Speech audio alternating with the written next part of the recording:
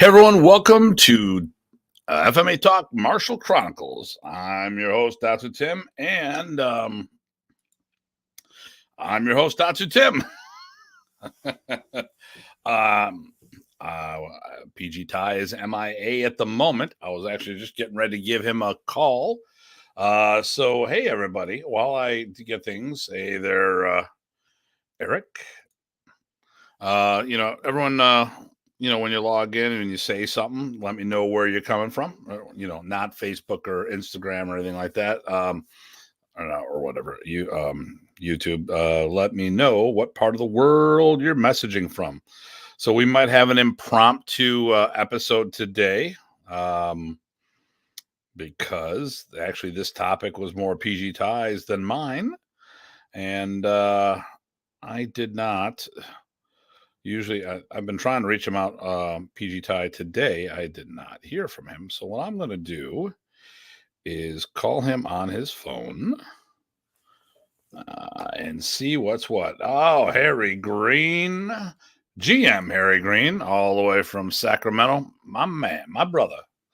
Looking forward to see you guys in October. So what I'm going to do is this. I've got multiple phone numbers for him. So what I'm going to start off with is his cell phone. See what happens. Shh, don't anyone tell him I'm calling.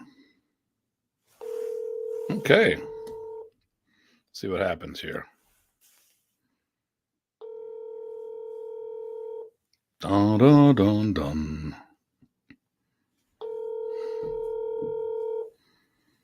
Still waiting.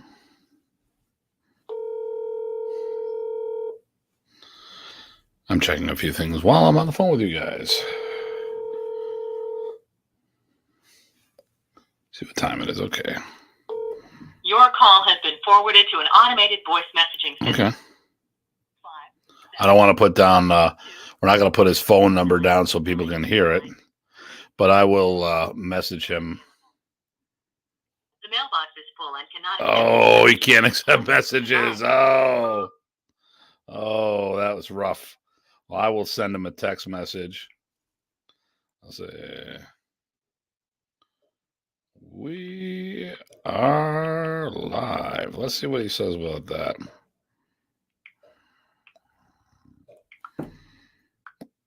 I'll give him a message elsewhere. So how's everyone doing today? Huh? We got, let me see here. I got one from the Datu Hartman channel. I got one from my Facebook and three from FMA Talk. Okay, Facebook. So I tell you what I'm going to do. I'm going to talk about I got a show coming up that people are probably going to like. One of our longtime viewers. Doing okay. That's good to hear. One of our longtime viewers is going to be on the show momentarily. Oh, hello, Maria. How you doing? Okay. It doesn't show up on... I don't see much stuff from Facebook on my messages. I'm going to get rid of this guy because block that user because that's a bot. Okay, so one of our longtime viewers, a friend of mine, and let me see here. Renee Kokolo, otherwise known as Growling Dog, is going to be on our show. So we're not going to do a show next week. Next week we are doing the Modern Ernie's Immersion or the Modern Ernie's Boot Camp. So that's going to be a week-long camp where I've got a few guys staying with me. And hey guys, my big dog just rolled into the room. But I'll have 3 or 4 people staying with me during the week, and we're getting up in the morning, eat, sleep, and drink Modern Ernie's. So that ought to be fun. Unofficially, it'll be starting on Saturday during our immersion seminar, and then going from there. But so we'll be taking a week off. So next week, Monday, there will not be a show. But when we come back, I've got on March 21st, Renee Growling Dog Kokolo of the Toro clan. He's a dog brother. And then there's the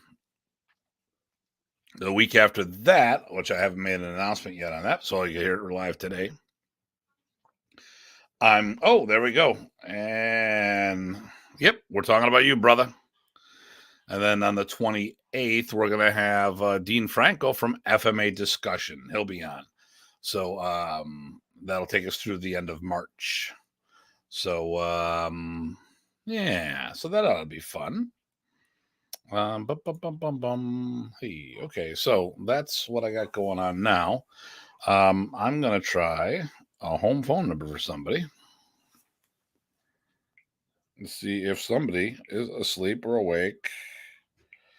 I don't like calling the home line, but, I do it once in a while. We'll see what's going on. Hello? Hey, Rita, how you doing? I'm good. What you doing?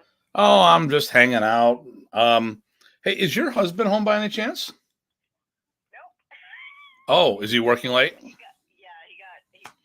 actually called, and he had a bunch of crap to do at work. Not a problem. I didn't even realize what time it was, so.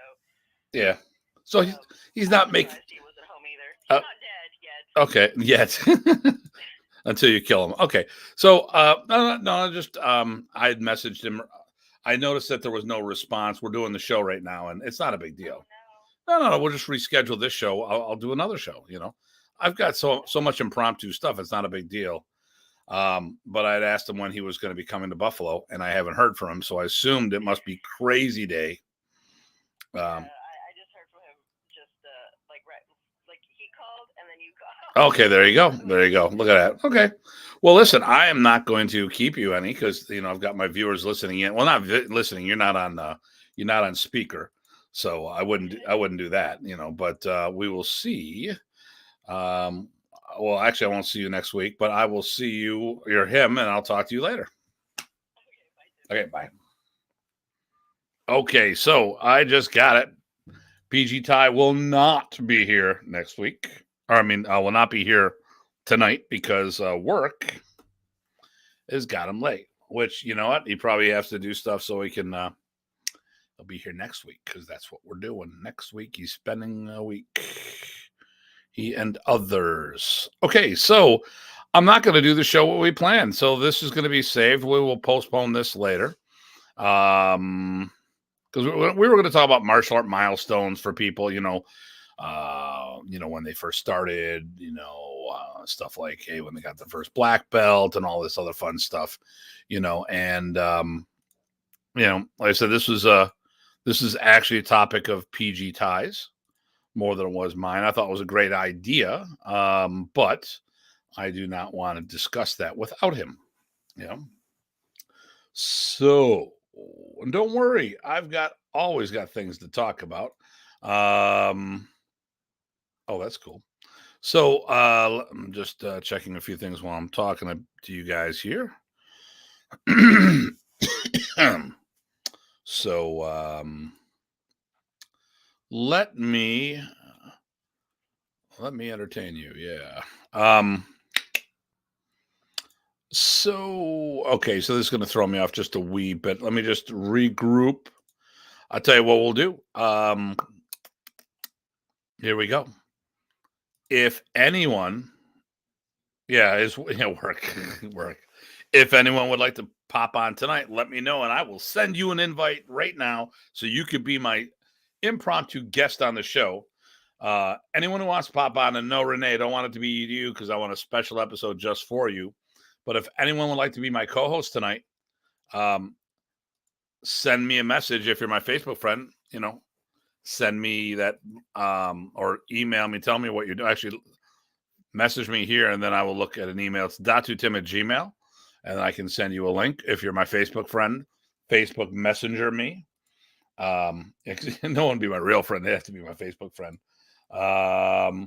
Hey, Maria, would you like to be on the show? I haven't talked to you in a while. We can have you on there. Maria and I have done events in Canada together, and I love to have people on the show. So who would like to be an impromptu guest on this show? Anybody? Bueller? So let me do this. I'm getting the shared link ready. Let me see here. Invite people. Okay, copy to clipboard. So I'm ready to send that to Facebook Messenger or anything. Okay. So what's been going on? Anybody? You guys are killing me. No one wants to be on the show with me? See, this is where I need Paulo. Paulo would save me. I've saved him a couple times. Well, I don't think I saved him, but I was there for him when he needed some guest people. So let's do. Oh, look at that! Look at that! Ty had to work late, and I won't be home for okay. Yeah. He just said he won't be home for 25 minutes. Yeah, so I will send him. Yep. I already talked to Rita. She told me. Period. I gotta say the word period because I'm doing voice to text. Okay, Eric, you got an email? Or actually, Eric, I'll just do. We're Facebook friends. Let me send you an invitation. Let's see here, Eric. I'm using multiple things here. Takes me a little moment to do this. Oh,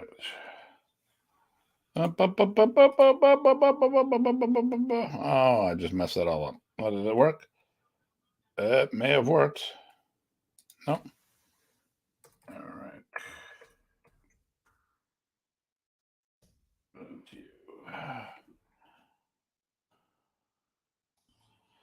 And Eric, I just sent you the link. This is how we roll here, baby. You never know what's going to happen. And maybe Ty will show up.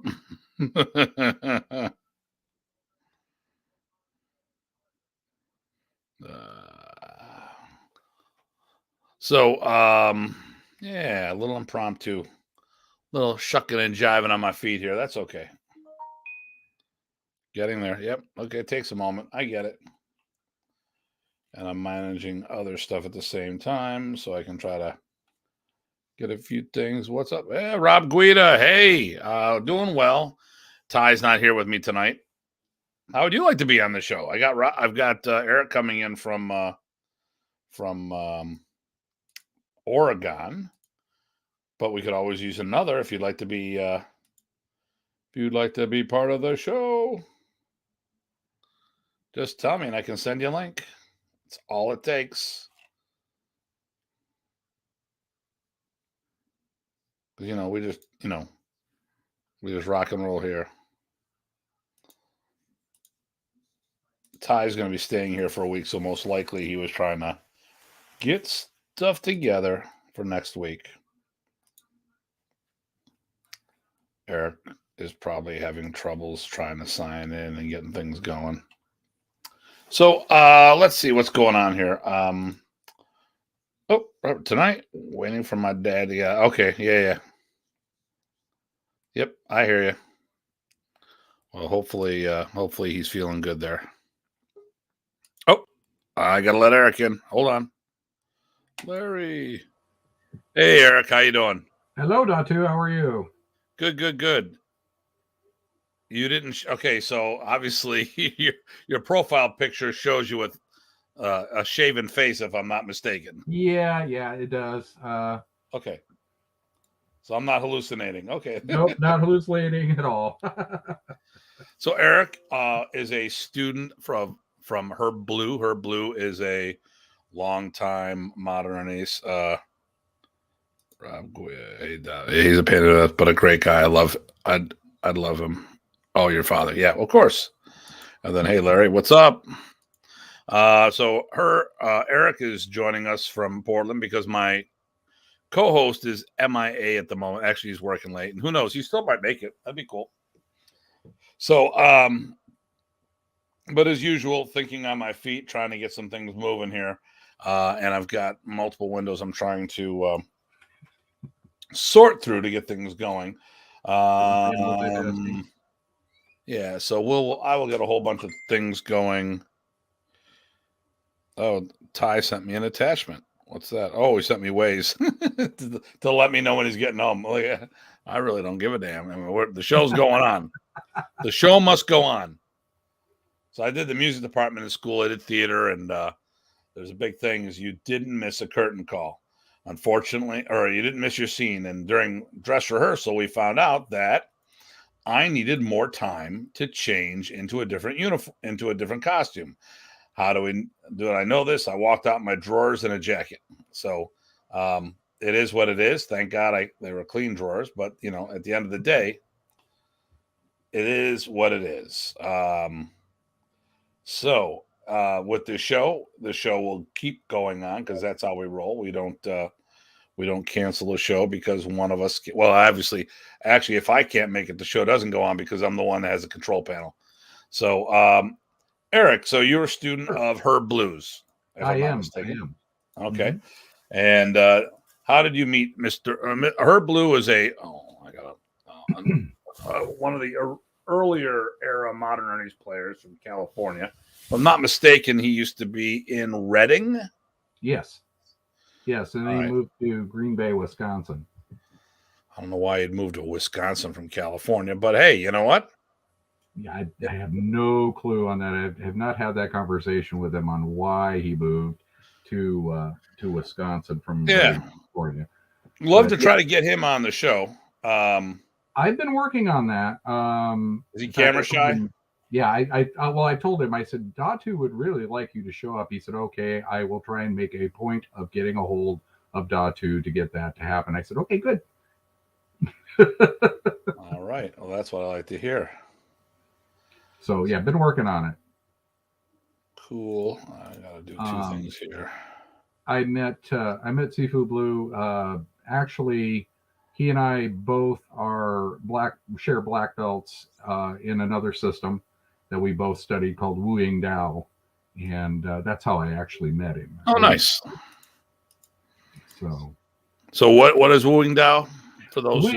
Wu Ying Dao is an American eclectic karate system. It's one of the oldest martial arts in the state of Oregon. It's been around since about 1960. I want to say 68.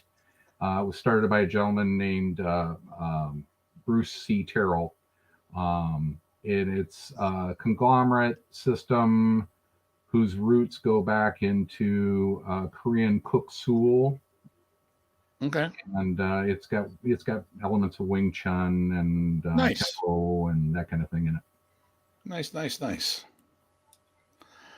All right. So now, is that how you guys met, or that was just a happy coincidence that you both had that in common? That's how we actually met. Once I got into Wu Ying Dao at the time, I started learning about who all the black belts were and became friendly with a lot of the black belts, and that's how I met Sifu Blue, and we struck up a bit of a friendship. And I came to him and said, hey, I'd like to finish my Modern Arnis journey, because I actually started in Modern Arnis several years ago with another gentleman named Rick Johnson, who was also a Wu Ying Dao black belt and had some Modern Arnis experience. Now, I never heard of Rick Johnson. Now, by any chance, was he a student? Do you know who he was a student thereof?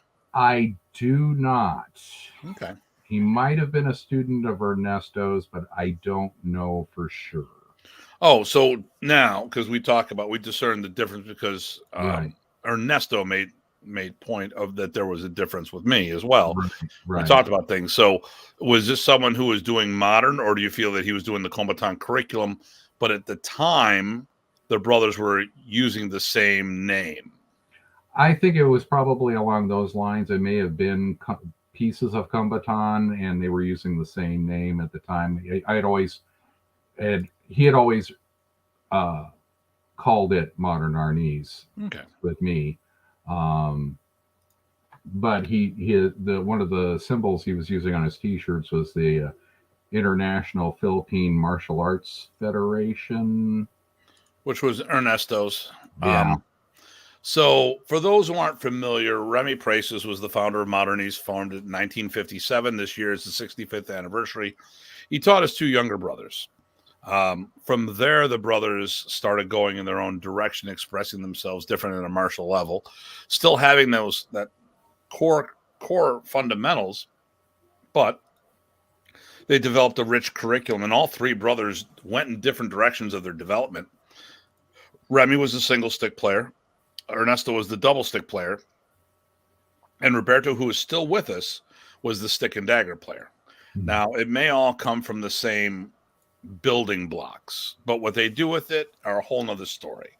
Mhm. And but at one time, all three brothers, when Remy, they were all part of the organization, all the same thing at the same time, but eventually they went in different directions. And I think part of that was that Remy moved to the States as a as a political refugee, and without Remy being there, I think the brothers started just evolving on their own, and things went different. So, and different is not bad. Different is different. Definitely. So, and hello, Darren. How are we doing? That's Darren is in the Metro Philadelphia area. So everyone make sure we say hello to our friend Eric here. We're talking about having Eric on in a future show. But, once again, we have to be fluid. When things happen, we deal with it. Who knows? We still might have Ty on the show.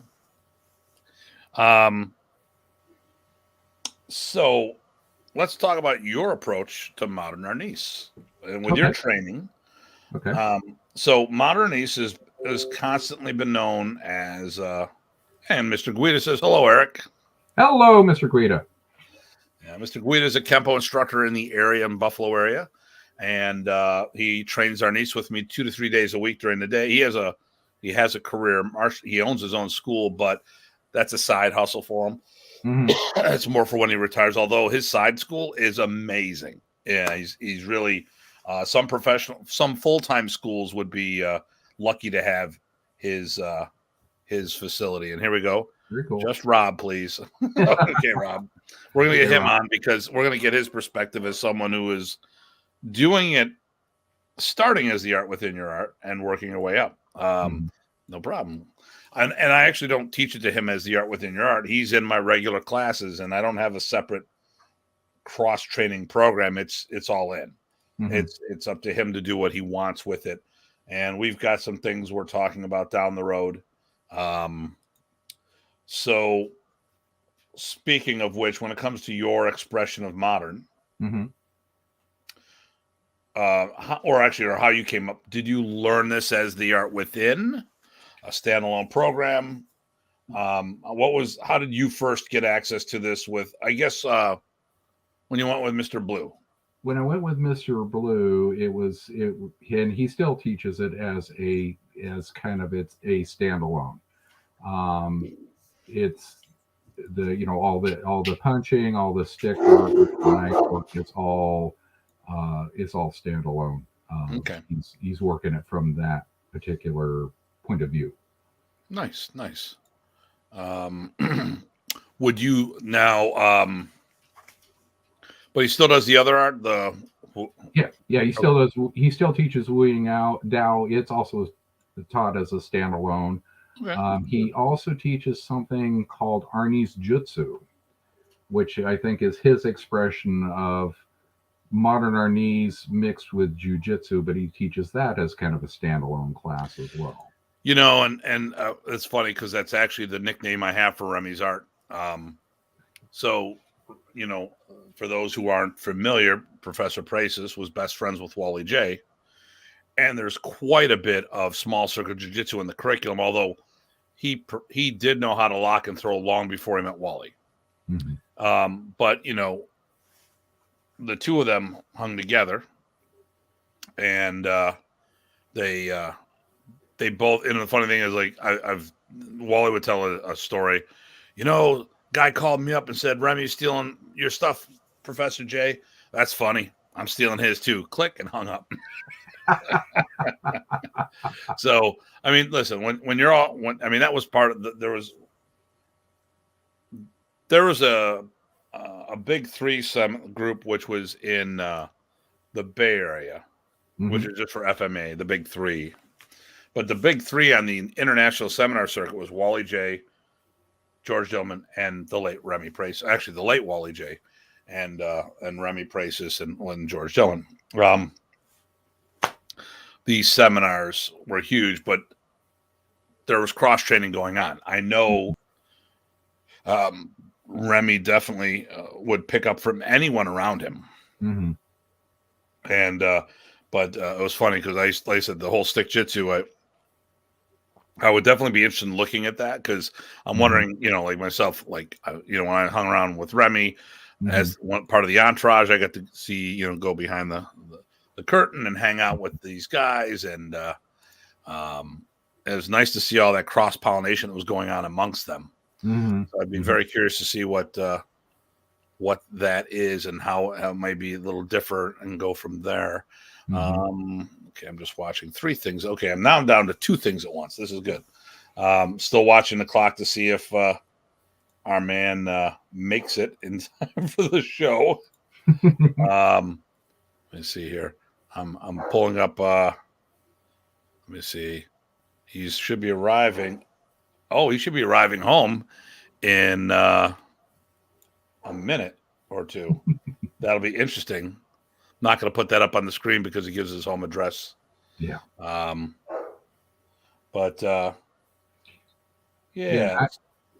actually, my interest in Philippine martial arts actually came about when I was about 18 years old, and I attended a seminar with the late Professor Ted Lukai. Oh, nice. And he did a seminar here in Portland, and he was teaching Lukai Kali and Jeet Kune Do. And that's kind of where I kind of got my toe dipped in the pool, so to speak, and really kind of fell for the Filipino martial arts. I met a fellow at that seminar who was a little younger than I was, but was actually a student of Cliff Lenderman out of Cliff Lenderman's Tacoma Academy. I know we've been at a bunch of business conferences together. And he was the gentleman's name was Chris Clark, and he was a student of Cliff Lenderman's. And so I started taking Jeet Kune Do and Kali from Chris Clark at that time, way back when. And then it got interesting history with instructors all of a sudden deciding they want to leave. Not by my doing, thank God, but just interesting with instructors who decided they were going to continue on with their instruction, so to speak, and then they'd leave, and then I'd try and find another instructor or another style to get into. So interesting. Chris decided at one point that he wanted to get his full certification from Dan Inosanto. Okay. So he started training with Dan down in California, and that's kind of why I lost him as an instructor. Okay. Well, I mean, people go in different directions for different things, Yeah, exactly. So you kind of have to adapt and go with what you can find. So, and then I've got a bit of a background in Tai Chi Chuan as well. I learned from a gentleman named David Dorian Ross. I hooked up with him after Chris left. Learned Tai Chi Chuan from him. He decided to further his studies, going back to China. And so I wasn't doing martial arts for a while. And then I ran into Rick Johnson, and he was teaching modern Arnis. As we've come to find out, it sounds more like more like Kumbaton. But he also said, I also teach this other system called Wu Ying Dao, and that's where I got into that and kind of stuck. So, and then, Master Rick, as we called him, kind of went on to a different school, and I finished up, got my black belt in Wu Ying Dao, and then got to know Sifu Blue and started studying with Sifu Blue via Zoom, of all things, before the pandemic. And got my black belt just this last June with Sifu Blue. So Here we are. Hold on one second. I've one moment here. Someone's calling me to the door. I'll be right back. You got it. Okay. So.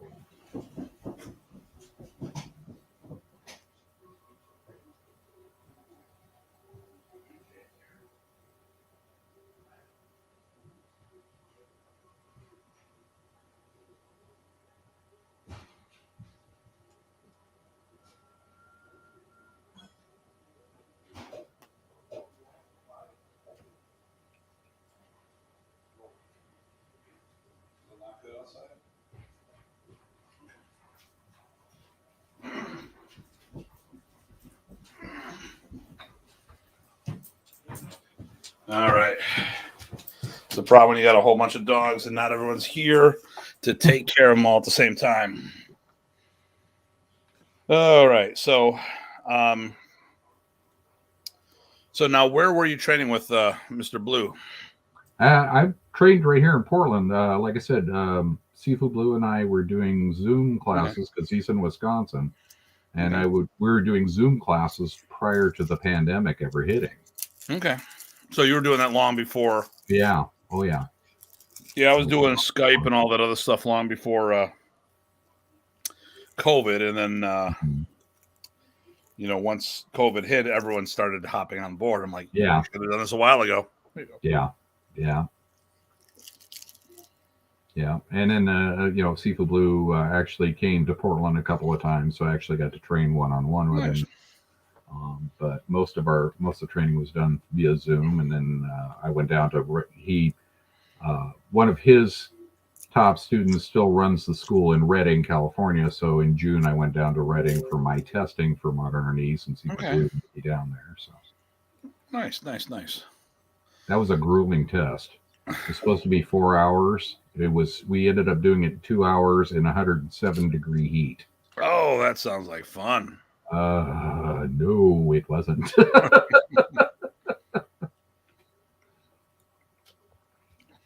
Yeah, the Michigan camps were kind of a little of that nature. But okay, you can go now. You can go now, buddy. When you got a 170-pound lap dog, it's who really wants to get his attention. Mm-hmm. I had Brenna up here because she can hop on the bed and she'll lean on me. But he kind of just walks through the house like a bull in a china shop. So, all right. So, okay, now that's all done. Okay, you're done now. Go. So, all right. So we got that done. So,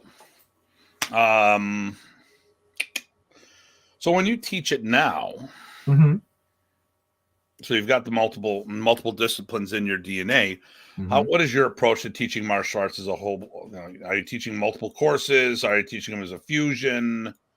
Where are you at? I'm teaching them standalone. For students who want to learn Wooing Dao, I will set up that curriculum accordingly. For people who want to learn modern Arnese, I'm keeping that as standalone as well, so that it's just modern Arnese. Okay, cool. And what do you teach the most of? Would you say? Right now, as far as my student population is concerned, because we're just kind of getting off the ground more or less, it's about even. I probably have a few more Wooing Dao students right at the moment than modern Arnese, but I'm working on it. Okay. Well, it takes time. Yeah. Yeah. I've got a friend of mine from high school who's currently doing Wooing Dao with me, and he has brought some other friends of his in to learn Wooing Dao. But at the same time, I'm also teaching modern Arnese to his son. So, but like I said, it's about even at the moment. We're probably just a couple more Wooing Dao students than modern Arnese, but like I said, we're working on it. Okay. Well, you got to start somewhere. Yeah. Okay. So you just got your black belt. So obviously a lot of the basic questions we asked, there's no need to. We know you didn't study with Professor. No. We know that you didn't develop any Professor Pracis or RPCs, Remy Pracis certified instructors. No. So how long were you doing the art with the original guy you were training with? Oh, Rick Johnson, probably. Yes. Let's see, that was 2014. I think I spent about 2 years with him studying at the time. Ty, I'll bring it back when you're done eating.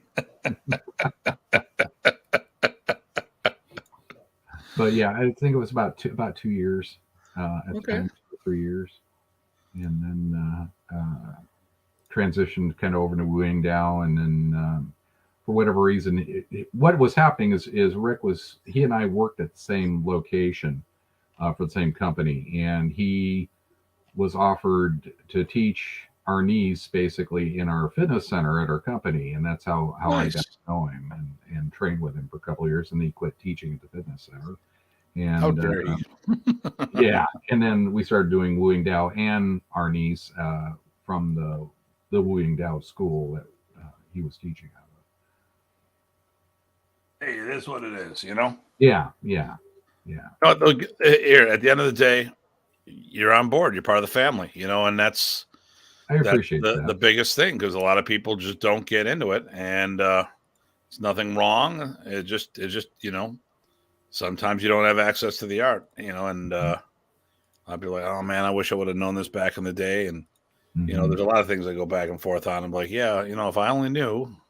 But at the end of the day, you know, like, I would love to get in this earlier, martial arts as a whole, but if I did, I probably wouldn't be doing this, because it's just, I would have started in karate, because that's what was in the area. And then I would have my, I wouldn't have started in this as a primary, and I would have had a different expression. Who knows? I might not even have taken this up as a vocation, you know. There was a group that I could have been part of. I actually was actually part of a teaching group to teach with, and I had turned it down because I had other commitments at the time. And had I taken it up, it could have, with stuff that's happened in the past, it could have been very bad for me, you know. There's just a lot of negativity came out of that school, and who knows if it would have tainted me. I mean, I've had a lot of problems where I was teaching out of a school that fell apart. I left to do, I started teaching out of my church, and then I got into a gym. The gym closed in the middle of the night. You know, one of the schools that I could have been teaching at, they had a bunch of issues. They would lose staff, and a lot of people would leave because their checks were bouncing and stuff. And if I was part of that, who knows? And then, you know, everyone left, but that guy would always talk about how, you know, these guys all worked for me, so blah, blah, blah. And I don't need someone holding that over my head forever and a day for something I did sideways. Yeah. I think Ty, give me a thumb up if you're ready. All right, I see. Okay, here we go. So here we go. PG Tye Botting. Hey Ty, this is Eric. Hello. Eric's chimed in a whole bunch of times. Hey Eric, no, I'm glad you stepped in, and I'm probably better without me. So thank you for jumping in. Hey, check your microphone, by the way. Oh, what? Check your mic. I don't know if hit the mic to see if it's recording or might be using the wrong one. That's why I'm telling you to. Let me see. Yeah. Audio mic. Nope, supposed to be using that one. Okay. All right, we're all good. So, yeah. So we're just it was a whole bunch of things happened. We got it all worked out, and Eric and I were talking a little about how we got involved and stuff like that. And we should have time to circle back to what we were going to do initially. I wasn't gonna tackle the topic without you, because I know it was you know, we talked a lot about it, and I didn't want to, you know. No worries. Yeah, sorry. I just got working and couldn't get home fast enough. It happens, but you know, you got a family to worry about, so that's family first, you know. And plus, I'm going to see you for a week, so That's right. Maybe you needed a break. Yeah, I'm going to need a break when I'm done. Jan's going to kick me out of the house. Get the hell out of here. So did you guys have a good visit? I caught a little bit of that while I was eating. I think it was pretty good. I mean, we're going to do a show again in the future. Actually, Good. Eric's a student of Herb Blue, and I want to get Herb on the thing. And I think the best way to facilitate that is possibly have you and Herb on there together. Mm-hmm. That way, it's not all on him. If that's some of the objection. Yeah. Yeah, I'm not sure. Like I said, I'm not sure what. I don't know if there's an objection or quite what it's all about, Datu. I know when I finally had to kind of sit down with him. Well, sit down. Zoom with him. I said, Datu would really love to have you on his show, and he finally said, okay, I will attempt to reach out and contact him. And I said, okay. So I don't know what the reservation is. I find you both absolutely fantastic people to talk to. Oh my goodness. So I just had, okay, so this is not going to be a rant. This is going to be a comment. I recently had a discussion with an acquaintance of ours who chimes in. I think you could down in from your area, Ty. You know who I'm talking about. And this guy has contacts in the Philippines. He was talking to someone recently. He goes, man, Tim, your name came up the other day. I go, yeah? Yeah, and this guy said you're an ass. I go, well, so I say the same thing about myself. And then he goes, they go, how can you be friends with someone like Tim? He goes, Tim is straight up without a chaser. That's how he is. He just speaks his mind and talks about this, that, and the other thing. And, then I go, this guy from the Philippines? Yeah. Oh, so he's from this group. How'd you know that? Well, we are not, I don't think this show is mean to anyone. I think the problem is if you don't have the facts and you're brought up a certain way and you think you know what you're talking about, and then all of a sudden facts come out later and it makes you look like you're wrong or lying, it's a little embarrassing. And people or if the person was selling a false set of goods and maybe not intentionally, well, I'll give an example here. I did a breakfast with Renee Tungsten, maybe 2004. He was in Red Bank, New Jersey. So there was the IMAF Philippines, IMAFP. So let's first of all, let's talk about this. In 1999, Professor went back to the Philippines. Mm-hmm. Now, he hadn't been to the Philippines in a long time because he fled the country as a political refugee. A hit was put out on him, basically. Phone call came in, said, you stop talking or you're going to find yourself in a specific river. Now, this is what Professor was telling me, okay? So I only have it based on the information, but I've had verification on this as well. So, okay. And thanks for that information.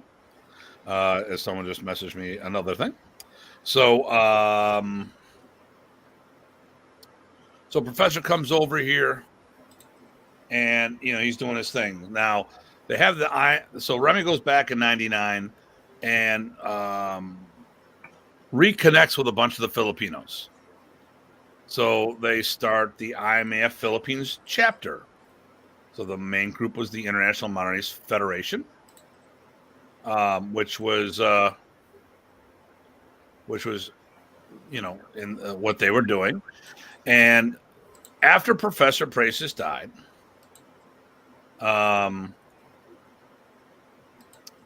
the group started spreading out into the States, which was a little weird because it was supposed to be the Philippines chapter. Don't want to go down that route, whatever. But one of the things that happened is I was doing the breakfast with Renee Tungsten and Rick Acosta because he was hosting them. It was 4th of July weekend. So while I was there, it came up, and they go, well, we thought we were doing modern the whole time. It turned out we were doing Kombatan. That was out of Rick's mouth, And I'm like, well, yeah. I mean, both brothers used to, all three brothers, as we talked about earlier in the show, used to use the same name for their martial expression because, Remy taught his two baby brothers, Well, so we talked about it right then. And I go, yeah, that's been the big problem in the States is why the Americans were having multiple Americans were having issues with the Filipinos coming over and doing this because it wasn't the fact that we didn't like them. It's the fact that, one, if you're going to do modern arnis, you should do modern arnis and not Kombatan. And two, the other one was, well, why do there need to be over here if there's already the IMAF? Why does the IMAF Philippines chapter have to come to the States? Well, we've talked about things like this on the show, and members of some of those groups think that we're taking shots at them. It's like, no, this is just facts that we're talking about. It's not even interpretation. I mean, I said, when I had that discussion, and the comment was, oh, we thought it was modern, but it turned out it was Kombatan. Well, there's an admittance that there was a miscommunication somewhere. And then when you call it, when it comes up, now all of a sudden a whole bunch of people think that we're trying to cause trouble. It's like, no, we're just trying to clarify. Exactly. So one of those groups, someone recently called me an asshole, which will be interesting when next time I go over to see how many show up on my front door, which I don't think anyone will. Can't we all just get along? Oh, hell no. So, and the closer you are, the less likely it is to get along. Yeah, boy. Yeah. Well, that's why we get along great, because Ty lives in Virginia and I live in New York. Any closer, we probably. I remember one of the guys that used to be with us before he kind of got out of it, and man, I wish we all lived closer. I'm like, no. There's no way in hell we'd all get along. You might have been good as a member of my school at one time, but you get to this point where everybody is. I don't want to say we become competition. I mean, I guess as long as we've got like an hour away from each other, I think that would be good because, you could do stuff. Oh, look at that. Renee is being such a I see that work. Yep. Yeah. Renee says he's practicing not to swear for the show in 2 weeks. So, because I announced the show. I don't know. You didn't see anything, did you, Ty? Oh, well, I actually posted a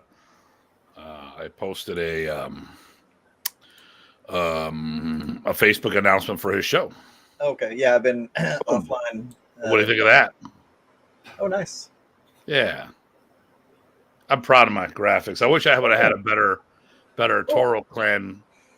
He liked it, but I had to harvest it all off of his Facebook page. Very nice. Because somebody who was supposed to send me stuff never sent me stuff. He was probably at work too. Yeah, he was at work. Oh yeah, by the way, your voicemail box is full. Oh yeah, mine? Yes, yours. Yeah, we all know it because they didn't listen in, but they listened in. Okay. Like when it came to give me the phone number, I made sure that no one could hear you. Work or cell phone? Your mobile. Okay. All right. Oh, was it work? Nice. We're all at work. Yeah. So, but or we all should be doing the work. Yeah. See. So there we go. So Craig Mason says hello, and Renee not swear. That should be interesting. He'll fit right in. Yeah. Well, it depends on how we define swearing. I mean, how strong of a word, So, and if someone complains, I'll go back and just bleep out the word afterward. I've done it before. You can cut out the audio thing, although you won't hear the word, but you'll know what it is, So, the inference is there. Yeah. So I don't want to really get into too much more with you, Eric, because anything else ruins the future interview. Yeah, that's true. You Very know, true. and I'd like to, there's a list of things we have a list that we give people. Mhm. Not Renee though. Screw him. He doesn't deserve it. We're just gonna. Yes. You're going to shoot from the hip with him. Well, okay. So we started. Actually, I apologize to Frank recently. Frank Schakowsky was on our show, and we were talking about stuff. And listen, I grew up in a household for military, law enforcement, and steel workers. There's no bullshitting around. You just talk what it is. I had a welder for a dad. I know what you're talking about. If you bleep me, you only have 5 minutes of content. Nice. Nice. 5 minutes, that's a lot. I didn't even think I'd have that much content.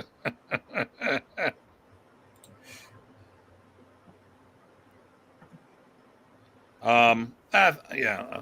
But yeah. You know what? We're going to talk about Eric, we're going to talk about our milestones, Okay. the discussion. If you'd like to stay on board with us, how's that sound? Would you like to be the unofficial, I would Yes. love to. I'm having a ball here with both of you. This Okay, has been all right. absolutely fantastic. So, and you guys think that I'm an asshole? Let me just say, what this just proves is Eric has no taste because he's actually hanging with us. Ask You my know- wife; she'll tell you. I have no There you taste. go.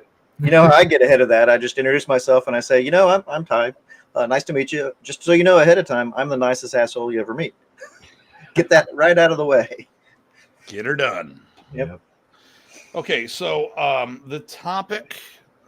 I don't like I want to do something about our background too while we're doing this. So I'm going to drop something in there while I can. You guys keep so the top. So I didn't have a rant. Okay. And I kind of quasi do, and but You I didn't, think you didn't even have a rant when I didn't show up?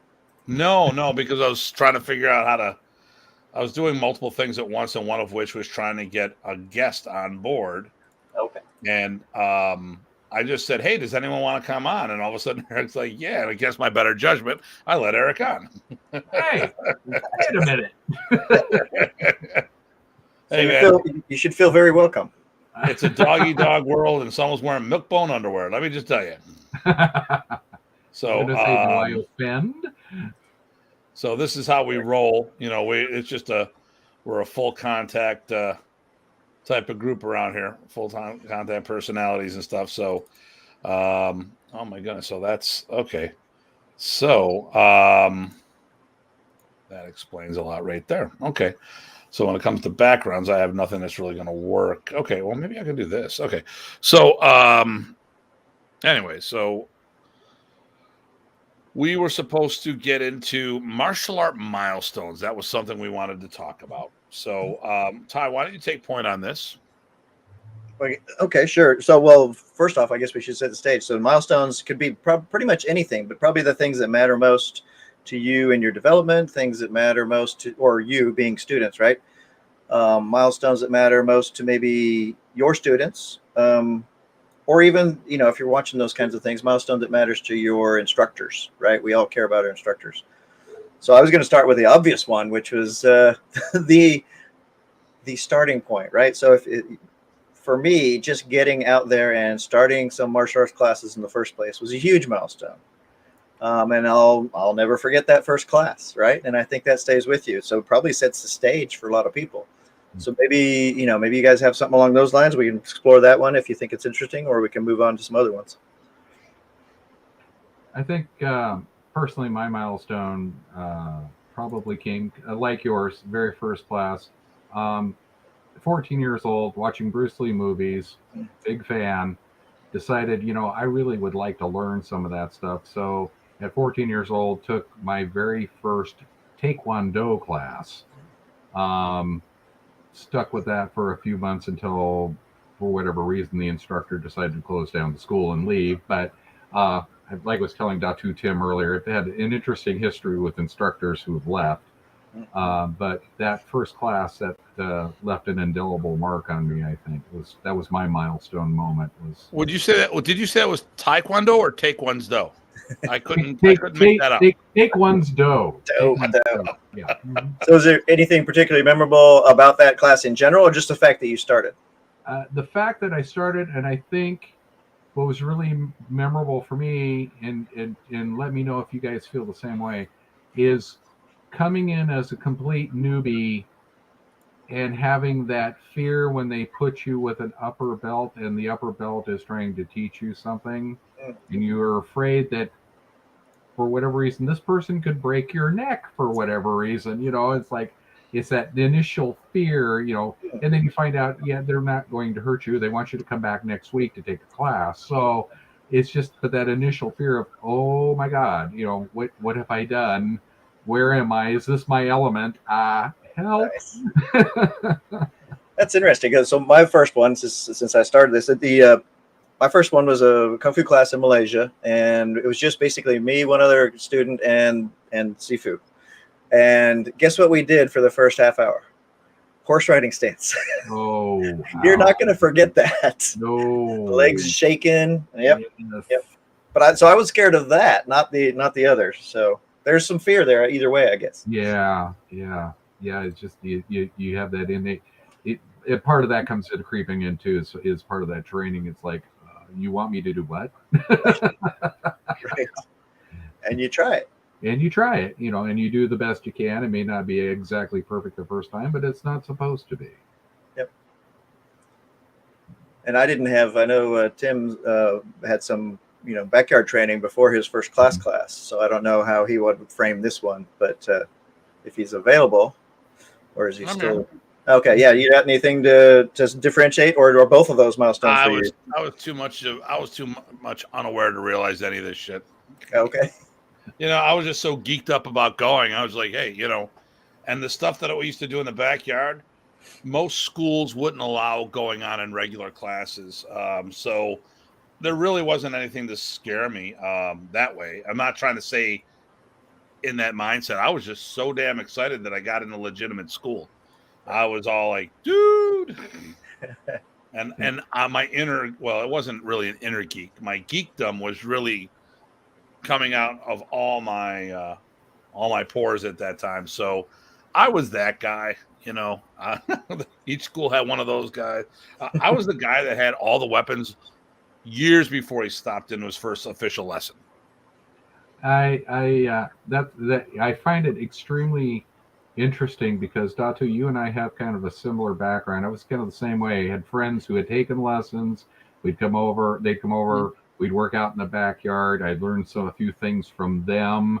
Had friends of mine who had more weapons than they would have, and they hadn't even had their first class yet. And I had friends who had some lessons and still had more weapons than they'd ever had for their first class. But same kind of thing, backyard, sparring, throwing each other around, all that kind of stuff. Yeah, all the stupid shit. Yeah. I never did that. Interesting. Well, you had more brain cells that function than mine, evidently. Yeah, well, I overseas during that time, so didn't have a lot of that. Cool. Okay. Yeah, if I would have done what I did here overseas, that I probably would have got myself killed. We got a couple comments. I'll go ahead and can you pull up Renee's? Okay, all right, here we go. I'm done with all that. So, boom, Terrell. Oh, look at that. Terrell, yeah. First class milestone because it was my first time teaching others. So that's a later milestone, if I'm reading him right. That's when you first teach a class, which is awesome. First milestone is because it's your first time teaching for others. Okay, all right. All right, here we go. My first Thai class where I realized I never hung over. Never do it hungover. It's going. All right, here we go. Here's a big one. Boom, The Rock. Uh-oh. You want me to read it? Yeah, go ahead. Sure. So Rocky says, Remy taught modernese in America longer than he did in the Philippines. All the stuff he adapted from All Small Circle and various other arts was incorporated here and given to his U.S. students first. That's not to say either side is better, because I'm sure many of the guys back in the Philippines added their own flavor too. That's the beauty of modernese. The very name modern means it's always changing and update. So that's from the earlier conversation, but yeah. Yep. Thanks, Rocky. And I mean, that's, yeah. It's truly, as Datu I think has said in the past, it's truly the Jeet Kune Do of the Philippines. It predates it too. Mm-hmm. There you go. You know, I think the problem with it as a whole is just that we made the comment this tonight, actually, literally in the class, and I didn't know if I was going to be. This is something I wanted to say, but I didn't want to say because I don't want to. I need someone to open up the door for me because I don't want to be that broken record. I guess the problem here is, you know, when you got people who address modernese like weekend football, okay, doing pickup games here and there, you know, just house league stuff, and then you got people who are going for the NFL, and there's completely different mindset, and more people have more stuff in it, you know, and I think that's really what it boils down. I mean, probably the way to a modernese person versus a Filipino martial artist, or the way we train it, would be the modernese guy is doing it like pickup games in the weekends, where people like Ty and I who committed to the art, this is what we did all the time, you know, and neither side is better, but it's different. We need to identify where we fit in the scheme of things. And I think that's the problem why people don't really get modern, because they see so much diversity from one student to another. They'll say, well, this guy moves just like a Filipino martial art, and these guys don't. What the hell's going on? Because Remy wasn't developing arnisadors. He was developing better people for self-defense. So let's go, Renee. What I consider my first milestone was the first time I traveled outside of Canada to train. Oh, there we go. That's a cool one. I like that. I like It gets that you outside your exposure. So it's another new exposure experience. too. So we got out of the 51st state. There you go. Don't tease him too much. He'll go back to work. Work, yeah. To work. There you go. Well, I know he won't cancel on being part of the show because he just can't wait to cause trouble for us. So There you go. There you go.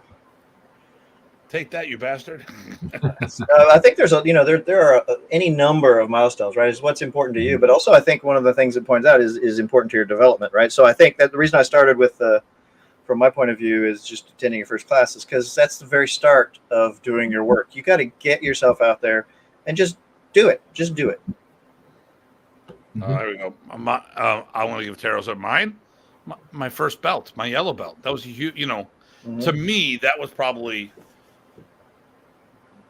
definitely was the most nerve-wracking time that I had. And because I've been training for a couple months in modern, Professor Praces came to Buffalo. We did something for the police cadets because it was done at the community college. We had an in with that, so we went in and helped out. And then we did the weeknight set. It was a Monday night seminar, and I'm like, okay. And then, but like a week before, my instructor at the time, I started with John Bryant.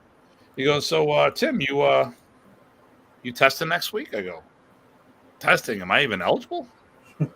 And you know, he may, that's why that's why I like you, Tim. You didn't assume. Well, okay, whatever. All right, John. All right, sure.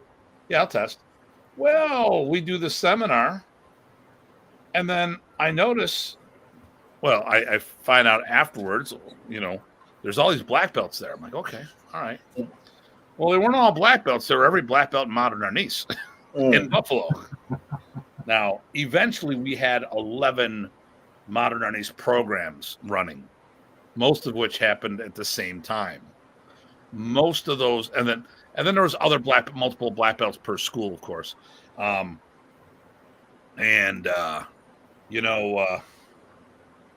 testing for my yellow belt, and every head black belt in modern arnis was there. Oh, and wait a minute, so was Professor. And probably 60% of the participants, excluding the instructors that attended, decided to stay and watch the test. This was my yellow belt test. So that was a huge milestone for me because it was a big pressure one. I got my yellow belt. I was very happy with that. And we went from there to everything else was pressure-wise. Everything else was downhill. I never really thought when it came to testing for a belt, that was off my shoulders. It was like, because how can anything be harder than that for this mental anguish? Mm-hmm. And I brought a girl I was trying to date, and we ended up dating her. So. I think that's a good one. The first belt or the test from it. Yeah. So I did. Okay, go ahead. Yeah. Oh, okay. I was just gonna say. So mine was my first test was in Malaysia doing the kung fu again, but it was interesting because it was basically, test all the materials he's showing, and he then proceeded to attack me a bunch of ways. And if I didn't die too many times, then I got my sash. So when in this style, you start out it is an orange sash. The next sash was a tan. So I got my tan sash because I only died 11 times. So that's what I remember from that test. So that one stuck out. So Tero's got a question.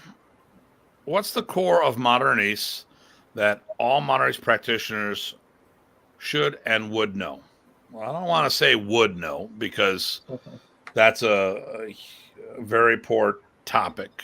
And that's not what this show's about, but we answer questions. So first of all, let's talk about what core should people know. Then I'm going to give you an example of what they didn't know. So let's Eric, give me one that you think that they should know. Put Eric on the spot. You're going to put me on the spot here. Welcome. I would think a core concept would be attack and defense with a single stick, including up to the 12 strikes. Wrong answer. Okay, he's taken off the show. No, I'm joking. You're back. Oh! Now I'm embarrassed. Oh, look, I changed the orientation of every. Oh, let me see here. Let me do this here. I don't like that. Okay, there we go. There we go. Actually, I'm gonna wait a minute. Hold on. Okay, I'm always up. I'm always upper left. Okay. So block, check, counter. Mm-hmm. Block, grab, counter. Whether it be a block or whether a check or a grab, block and counter. Okay, there we go. So, and then I think you nailed the other one, the 12 angles of attack. Everyone should know. And even if it's or the angles of attack, I don't want to say 12. We've gone back and forth on different numbers, quantity. I got rid of 2 temporarily. I did a 10 angle. I did the original 12. I went to a 10 angle. I went to a basic 8. I do 18 actually do 27 if you count angles and directions, and then thrusting in front and back grip. Now I'm doing, and I still do all these things, but I do the 12, but I do a different order. I do all the strikes first, and then all the thrusts last, because we talk about prioritizing for the students. And I'll do the first 8, which is 1, 2, 3, 4, 5, 6, 7, and then the first poke 8. And then later we teach the exotic pokes, because it might be common in Filipino martial arts, but we are the minority of the world out there. So we're 1 in 10,000. I deal with the majority of people. So so I don't fault someone for having a different order, as long as they're all covered one way or another. So we've got block, traffic. Okay, angles of attack, block, check, counter, weaponized and non-weaponized, unarmed version of that. Ty, give me another one you like. Of those basic building blocks, I would think your 3 basic Sinawalis. Okay, some kind of right, heaven, whatever you want to call it. The high, all low, and then of course double Sinawali and single Sinawali. Right, so 4 basic ones. And so I'm gonna. You only really need single, right? Because that single Sinawali is the framework for our tappy. So if you didn't have double, you wouldn't hurt. But if you do double Sinawali, high, low, high. If you do reverse, all low. If you do all high, which Professor Nick would call high redunda, but really was the heaven 6. Yep. If you do that one, that is actually the double stick block, check, counter. Block, check, hit. Block, check, hit. So you wouldn't necessarily need all the Sinawalis. But Sinawalis would definitely bring. It's not necessarily material as opposed to drills that are important to develop for flow and skill set from there. Although if you are relating things, which we should be able to, I think singles. Well, I'm still I'm a big fan of single Sinwali. As far as using it, so a lot of times I'll do a block. I'll say, now do single Sinwali. And I'm not saying it's an application because people go crazy trying to find Sinwali applications, but I think sometimes it's just too much. Before we see what, do you think that one is relevant now, or should we wait and say a few more things? I think the Rocky one that you just sent was for the milestones, so we can Okay, save that we'll one. come back to that. Okay, yeah, because my glasses aren't very. I think I'm gonna need a new set already. Getting old, man. Yeah, getting, but I'm not yet. There you go. It's better than not getting I'm old. only a couple months older than you, so shut up. Come to find out, Datu Tim and I are about the same age. All three of us are. All three of us, yeah. Yeah. You just got a better plastic surgeon than me. Sorry, that bastard. Okay, I'm gonna say the Cruzada flow technique. Yeah. Mm-hmm. I don't like. Okay, so everyone, when we talk about this,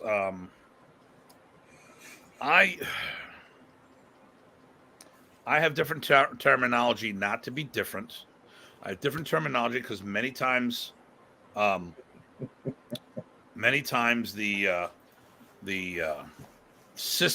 curriculum, the material that we're talking about didn't have a name. So I would devise a name at that time that makes sense to me, and I try to follow certain nomenclature. And then later, a professor might come up with a name, or someone whispered in his ear, "Hey, isn't that such and such?" And whatever. Like a professor calls about mobility throw. Well, I was the one that showed him the move. It was rotary throw, is what I call it, because, and I know how it works. I was showing some of the technique, which actually was Kamputa Kampala, which I didn't even know that's what it was. And then a friend of mine goes, "Mal, that's a great rotary throw you have there." I'm like, "Oh, so this is how Remy came up with all the names." Yes, it is the rotary throw. And then afterwards, Remy said, "It is mobility." I go, "Professor, it's rotary." "No, this is motor. Okay, professor, whatever. You're taking my technique, you're putting it in there. Yep. Well, it's not my technique. It's something I picked up. He liked it. So when I use the Cruzada flow drill terminology, the problem here is too many people. Everything was go with the flow, go with the flow, go with the flow. So it's a gunting, but gunting's not our terminology. But we would do Cruzada blocks, which is very similar to, or it's the same as a gunting as far as I'm concerned. So I would say the Cruzada, the gunting flow drill that we did, because you would go with the flow, and then you would do lock flow, and then there was the flow, and I mean just so. But I think the Cruzada flow drill would be another main one. Yep.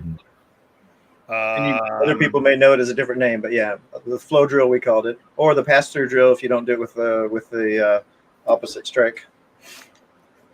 You got another one for us, Eric? Yeah. I think another important one is a basic understanding of the concepts of modern our knees, at least in the Pentateuchon.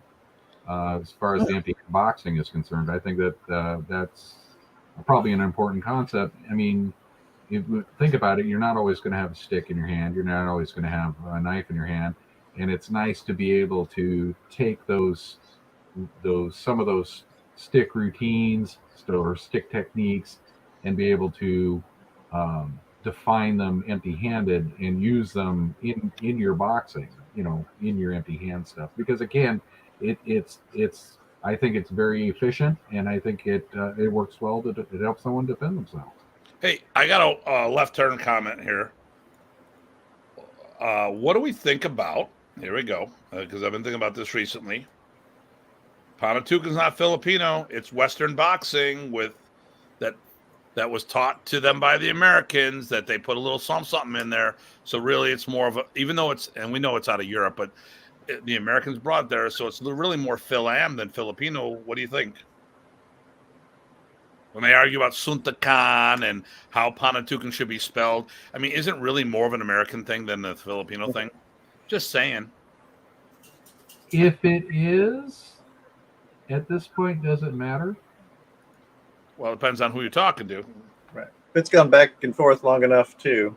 Yeah. But I just thought I'd just bounce it off, see what you guys think. Yeah, I mean, my whole thing is it efficient? And okay, did Filipinos add to it? Okay, is it efficient? Does it work? Right. That's what I'm more worried about. And are you also including in that maybe Sinwai boxing? Okay, cool. Yeah, Sinwai boxing. Yeah. Yep. Yeah. Good deal. Okay. So let me do a couple ones. So let me see. No, you don't need to wear glasses. If we can wear them for you, you don't have to worry about He's that. looking for a trend. Yeah, it sorry is a about trend. that, We're guys. all here, but I mean, there's a different trend. I mean, I've got hair on my head. Eric's got hair on his face, and then there's Ty. So I mean, that's. Although I think Renee we're going to probably relate more to Ty here. And then here we go. Absolutely, Tim. It's American boxing that was brought to. Yeah, of course, I know.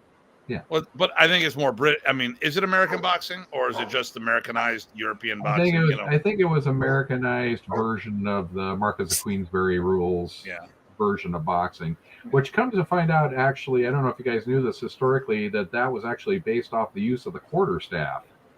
It makes sense. Yeah, they would hold the quarterstaff, and if you notice when they fight, they with both hands moving. Come here. Interesting. So again, it basically Sinwali boxing, American style. There you go. Or British style. There you go. Without staff. Okay, so while he's not barking at me, stop it. Let me see. The lock flow. Yeah. A trademark of modern Ernest. And the striking styles, which the Europeans have a tendency of referring to as the traditionals. I was going to say that because to me, that's a big one. Which to me is just the extensions or follow-ups off of block check counter. Yep. Oh, here's a big one. And the next one I was going to say, police, which is the family art. Yep, so have to have that. Passing. I mean, so here's what we got to do when you think about. All right, I got to do something. when we talk about or the striking styles, which is the rumpita, banda, figure eight, the abanico, all that stuff, that would be the extension, and block check counter, the cruzada flow, police, all those techniques were the entries, and then you would follow up with those extensions, or so everything is go. Now here's where I'm going to say. Oh, Dean, we could have used you a little while ago. Dean Branco. Dean Branco. So Dean's going to be on the show on the 28th. We actually announced it tonight that you're going to be here. And then Renee Kokolo. Hey, Dean, Renee, have you met Dean? Dean, have you met Renee? So, this is his face. This really is his face. He's got a skin condition. Yeah, it was the Mass comic back in the day. So those are our next two shows, but next week we're not going to have a show because we're doing the Modern Ernest Immersion Boot Camp here in Buffalo, where I've got a bunch of people invading my home literally and staying with me for about 10 or 11 days. They're upset because I've been doing the 7 days of Cone King, which is a phenomenal custard ice cream place, and I've been sending them photos. No, not currently. Oh, you're going to love him. He is he's one of the Canadian Dog Brothers. What's the other group? Well, we're going to talk. You got to see the show in 2 weeks. Renee's cool peeps. He's rough around the corner, around the edges. Has very little filter, but he's the kind of guy that'll give you the shirt off his back. And although it would be too tight on me because I'm too large. But I think you guys are going to love that. So. So I think those are the core things. Can you think of anything else? Oh, and how about just simply how to strike, wrist alignment? Well, I mean, and hit with the last 6 inches. I see some terrible basics done out there by high-ranking people. If we're talking about modern Ernest, that goes back to you'd rock my shirt. I'm more like Fat Albert. I'd probably stretch the damn thing out. But does that make us the Cosby Kids? Yeah, more or less. Oh, okay, just kidding. Just checking, Hey, it's Fat Datu. So, Malaking Datu. Yeah, there we go. So, anyway, so we're having all these like 70s and 80s cartoon references that people are like, "What in God's name are these clowns talking about?" Back to the old comment. Yeah. So going to here, Yep. Yeah. That's just doing your work. the problem, we talked about this earlier, that too many people in modern East are weekend warriors, literally. They train their primary art all week, and they're probably very good at their primary system. But when you if you only train once a week, and we think the problem in modern is most people don't even do that, but let's just say you did do it once a week, take 2 weeks off for the holidays, that's 50 classes a year. I'm doing 20 classes a week. So my standard, my and my standard for this to judge people is a high standard, and it's and I tell people ahead of time, I'm a snob. You can't, and even my own students need to put more time in. I'll be the first one to say that. Okay, shit, Tim, you don't know that. Hey, listen, if you want to start that chapter up, if I could be an honorary member, I'd be down with that. I'm not going to show you that I've been eating for 3 and turn sideways and get my profile. Everyone sees these photos. Oh, these promo photos are good. Yeah, because Bob Hubbard, my photographer, is better than Jenny Craig and Weight Watchers. I'm on the phone. All of a sudden, I'm looking at these photos. And he said, "Yeah, Tim, I'm pretty good with Photoshop. I make you look smaller." And he sent me the proofs of this one thing. I call him up and I just start reaming out, "You damn asshole! You are really good at Photoshop. You do make me look skinny." It's like, what? And then about a minute, he's just this pregnant pause, and all of a sudden, he starts laughing his ass off because he realized what I was saying. And there goes Rocky. Nice. So, Bruce Chutnick said the same thing to him. Man, he's better than Slim Fast. If we could do that in real life, we'd be all rocking and rolling. Yeah. So, So, let's talk about what's not done. Okay, because the question was, what should be and what shouldn't? Well, I tell you what isn't, the fundamentals. So one of my guys went to Remy's camp, the last Philadelphia camp before Remy passed. Remy showed up, but he was he was not feeling good. What happened was, he already had the tumor out. He flew out, and 2 of my black belts had moved down there, and they were watching, and one of them was Mike Antecchi. So he sat on the testing board, and he's watching. He wasn't around for the development. He's in the military, so he has these stints that he's not going to be around. He's watching the guys do all the left on right development, and he goes, "Tim, I'm watching this, and I actually thought about turning my belt in." I'm like, these guys are doing stuff I've never known before. I've never seen this stuff. But then they went to the fundamentals, like the angles of attack, block check, counter, and all the core things. And like, nope, now I'm glad I had my belt because it's something they didn't have. Then I went back to say, well, listen, when you saw this new material, were they good or were they just better versed? Because there's a difference. I may know all the forms and know them better than anyone else in the world. That doesn't mean I can perform them better. So whenever I talk to people about something, and I'm not talking about my status in modern East forms, I'm just using forms in general. I know that there's plenty of forms experts out there that can coach it better than they can do it. So when people come in, it's like, no. Some of the guys said, no, they were better versed.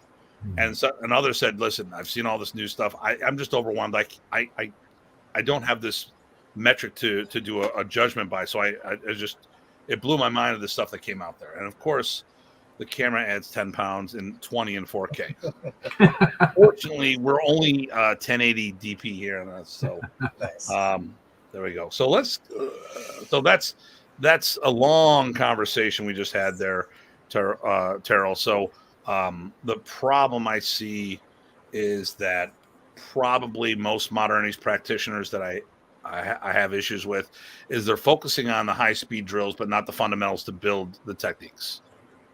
And it's actually been a thing I've been upset with some, not upset with, but disappointed by some of my friends in the industry, not modern, it's just martial arts. I know some people have gone kind of the route of, I'm only going to do what works, but they don't realize that all the stuff that they did coming up is what built their fundamentals. Yep. And if you don't teach your students that, how are they going to develop, to that level? It's like, well, Bruce is going, well, I can go and just do conceptual stuff. You go, yeah, but you started Wing Chun, you know, and you did all this stuff, and then, you got to, Aikido was very soft, but the founder was very hard, and he went through this personal evolution, and you can't just like skip all that. You got to go through, if you want to be like the person, you need to walk in their footsteps. So, and at the end of the day, you can't, because the things that happen to these people probably will never happen again. There was talk that somebody we know said that he could build another modern Remy Praces. I'm like, no, because you can't, because you won't have someone who had real live stick fights. We won't have someone who looked death in the face on more than one occasion. Remy tells a story about he beat this one guy, and this guy came back with his brothers, and they shot an arrow at him, and he grabbed his daughter, and it popped right in his arm. So then he goes, I shot at their feet, and later I'm like, at? And he chuckled and went on the other day. I don't think he shot at anything. I think he shot and hit somebody. Remy would tell stories where he took someone with a security guard when he had a newspaper. Well, story goes out, and later it turns out as a kid he had a lead pipe in there. But I mean, the thing here is he put himself in real life threatening situations, or his life was filled with real life threatening situations that we will never have the benefit of the learning from. And thank God, I don't want those situations. I don't want to have any of that.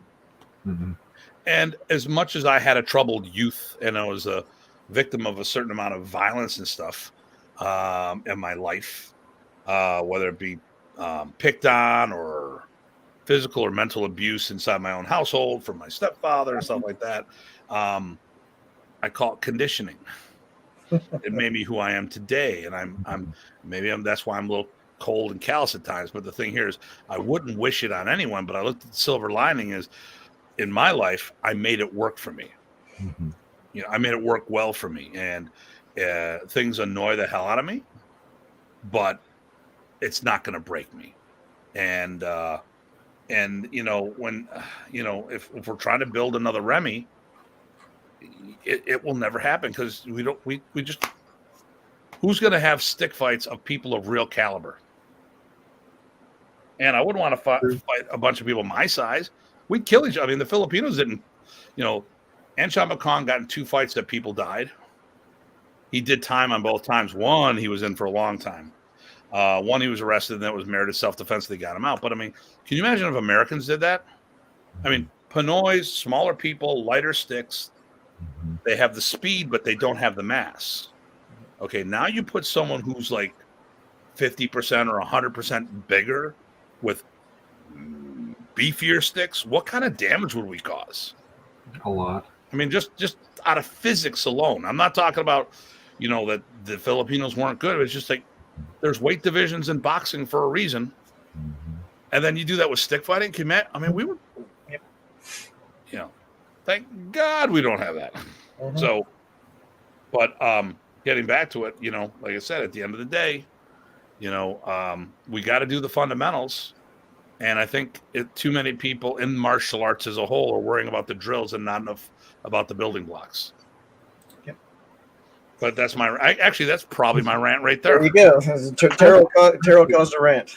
Especially the basic building blocks, especially when it comes to like stance and how to move and how to keep your hands up. Just real basic things like that. I think sometimes I get not enough work. So, just to get us back on track here, why don't you go back to that Rocky comment at 9:41? If you can pull that up, there we go. Because that's back to the milestones. If you guys are ready, I think you are. Yeah. And then real quick, hey Russell, how we doing? Hey. All right, so Rocky had a milestone. Here we go. Boom. There you go. Yep. Not sure if I'm answering correctly, but first breakthrough was meeting Remy in Fostoria, Ohio, around 1978. He was amazing, especially at a 12-year-old kid. Now we know how old you are, Rocky. He taught me single Sinawali and double Sinawali. After that, it was helping get his first camp in West Virginia ready. Now that'd be an awesome milestone. Very, very much so. I was going to say one of my milestones is definitely meeting Remy and feeling him hands-on. Right. I was playing with Dick's to begin with, and it didn't click as a permanent whole commitment until I felt Remy. So that would be a milestone for me as well. And you're quite lucky to have gotten that, PG. Definitely. Unfortunately, I will never get a chance to have that happen, which is unfortunate. So I envy you actually a little bit in that regards, because I that will never happen for me. In some ways, right, when you get something like that it meshes with you and you don't realize how good you got it, right? I mean, I don't know if it's worth envy, but I get what you're saying, and I treasure it a lot. I mean, I had 8 years of following around as much as I could as a grad student, ignoring all my classes. And I wouldn't trade that for the world. He's the one that got me started. Speaking of another milestone, because I'm just rambling here, he said, "You will start a club at Texas A&M," and I said, "Okay, I guess I will. What do you want me to do?" And so that was several milestones, right? Your teacher saying, "Hey, start teaching." 2, form a club for them, and then 3, getting out there and teaching and trying to do your best, do right by the students, right? Right. It's one of the best learning experiences I ever had with the material he already gave me. Yeah, exactly. Good stuff. Which I think Terrell said that was another milestone for him. Very cool. Yeah, very cool. I guess another one big milestone for me, guys, I would have to say, is when I earned my first black belt. And this was in Wuing Dao, but when I earned my first black belt, I happened to actually earn it on my dad's birthday. After he had passed away. He'd already been gone, I think, a year, maybe 2 years, and I got my black belt on his birthday. Wow. That was a major milestone for me. Sure. Wow. Yeah, real major. On several levels. That's a nice connection to several, wow. Yeah, it was a real major milestone.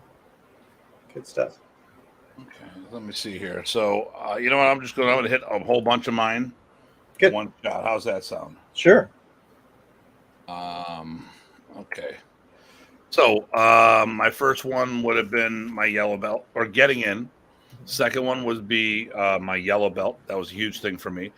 Black belt was less than stellar because of how things went. Probably my first degree test. So we went black, then first degree in modern. So if you're a first degree, you're actually a second level black belt. And that didn't mean it was probationary. That was another topic, blah, blah, blah. So because not only did I test, I produced 4 black belts at that same time. Actually,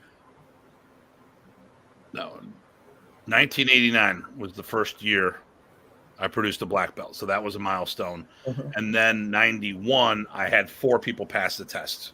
Nice. That was my next one. So although one was probationary and then it got revoked because the person just went down a different way. But and then when my students started teaching and winning a tournament, it was just something in the checklist. Right. Developing tournament championships or champions, becoming a world champ, developing world champions,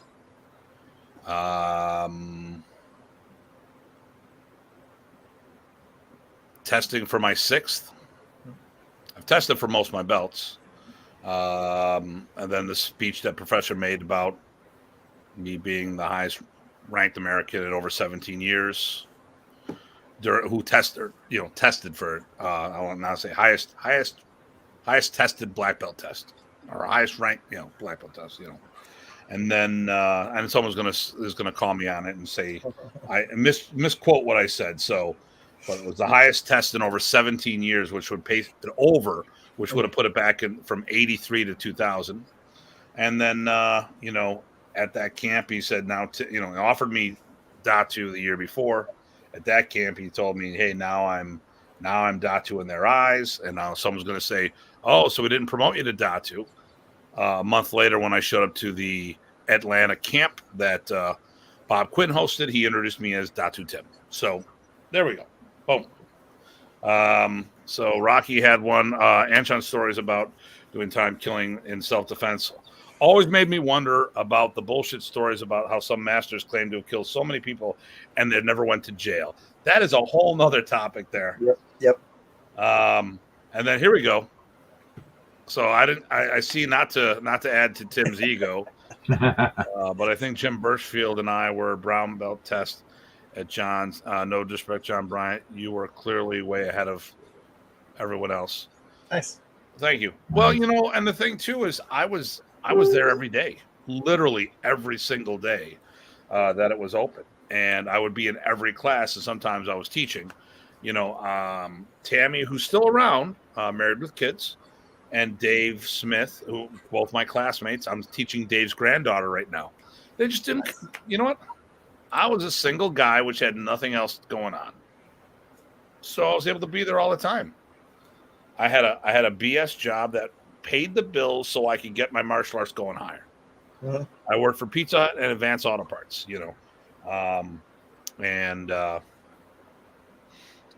so for me, what I was going to do, those jobs were really never going to. I got to the point where martial arts more and more became a big thing for me. So it was always about how to pay for my hobbies, my addiction. Right. But at the end of the day, I'd say those are the big ones. Ernesto promoted me to GM was a big one, but not so much because he promoted me to GM, because it was my first trip to the Philippines. Nice. And it was, and you were there, not at that trip, but you've been to the Philippines with us. Seesaw ride for me, emotional roller coaster. Going there, I cried my eyes out when I saw all that poverty in the streets. And you had been in Malaysia and other countries, so I'm pretty sure that it's kind of similar over there as well. Yep. So you were, I always saw that stuff on TV and said, that's all bullshit. No, it wasn't. Right. That was probably one of my biggest defining moments. And then it's a series, so it's not one. Mm-hmm. So obviously we know that there's a lot of, anytime the founder dies, there's fighting in the family. Okay? I'm just going to say that. And I've had a lot of stuff come my way, as we know.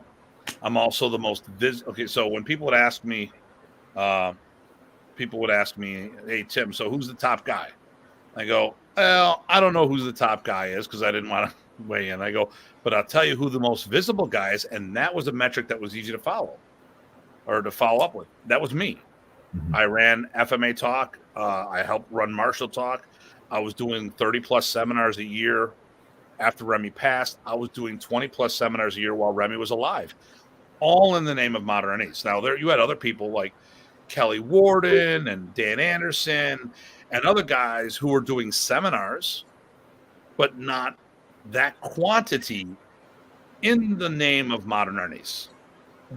Okay. I mean, Kelly Warden does a phenomenal work promoting his NSA brand and his Renegade JKD. Dan Anderson had his American Freestyle Karate. He was doing that. But if we're talking about doing seminars in modern Ernie's, I don't know of anyone who's done that same quantity. So, and so I would always sit there and say, hey, listen, I know who the most visible is, but probably the thing I would say the most defining moment for me is a series, and you've been along for the ride for some of this, how I've been invited to do stuff in the open Filipino community where others haven't. I've taught at Bobby Taboada's camps multiple times. The late Sam Buat, who was cousins to my Balintawak teacher, had a big Filipino event down in Arizona. Had me down at that event. There's plenty of events that I've been asked to teach. Ray Galan had me write for his book, the Warrior Arts of the Philippines. Time and time again, I've been asked to be part of the Filipino community, to do things, Filipino martial community to do things. And that's been a steady thing over the years. And I've pretty much been the ambassador for Modern East going into these other things. I mean, in a good way. I mean, We went to Finland for the super camp out there, which, I mean, obviously part of it was because I'm a Kombatan guy. I've got Kombatan certification. Shelly Millsbog brought me out because I have, to his big Ernesto celebration, because I have certification as well. But I mean, and I was able to relate to what they were doing and the hybrid of Remy and Ernesto together, because, you know, they came from it's all branches from the same trunk, you know. And that is probably the biggest thing, and it's just been a series, one after another after another after another. And I'm not being brought, because, you know, I get put in this category, well, you're the business guy. Stop saying that. I'm not the business guy. I'm good at business, but I'm also good at the martial arts. And these guys wouldn't be having me at their camps to teach. I mean, Bobby Tabuada has a whole plethora of people to choose from. He always has me teach if I show up, and then he's asked me to come just to teach for his birthday camps. I mean, boom. We taught in the Philippines, we multiple times, and not at the FMA festival. I've done that as well, and then Empty Mind Films reached out to me to tour the Philippines, and Ty was part of that. They could have picked a whole bunch of Filipino martial arts to be there. They chose to follow me around the Philippines. So, you know,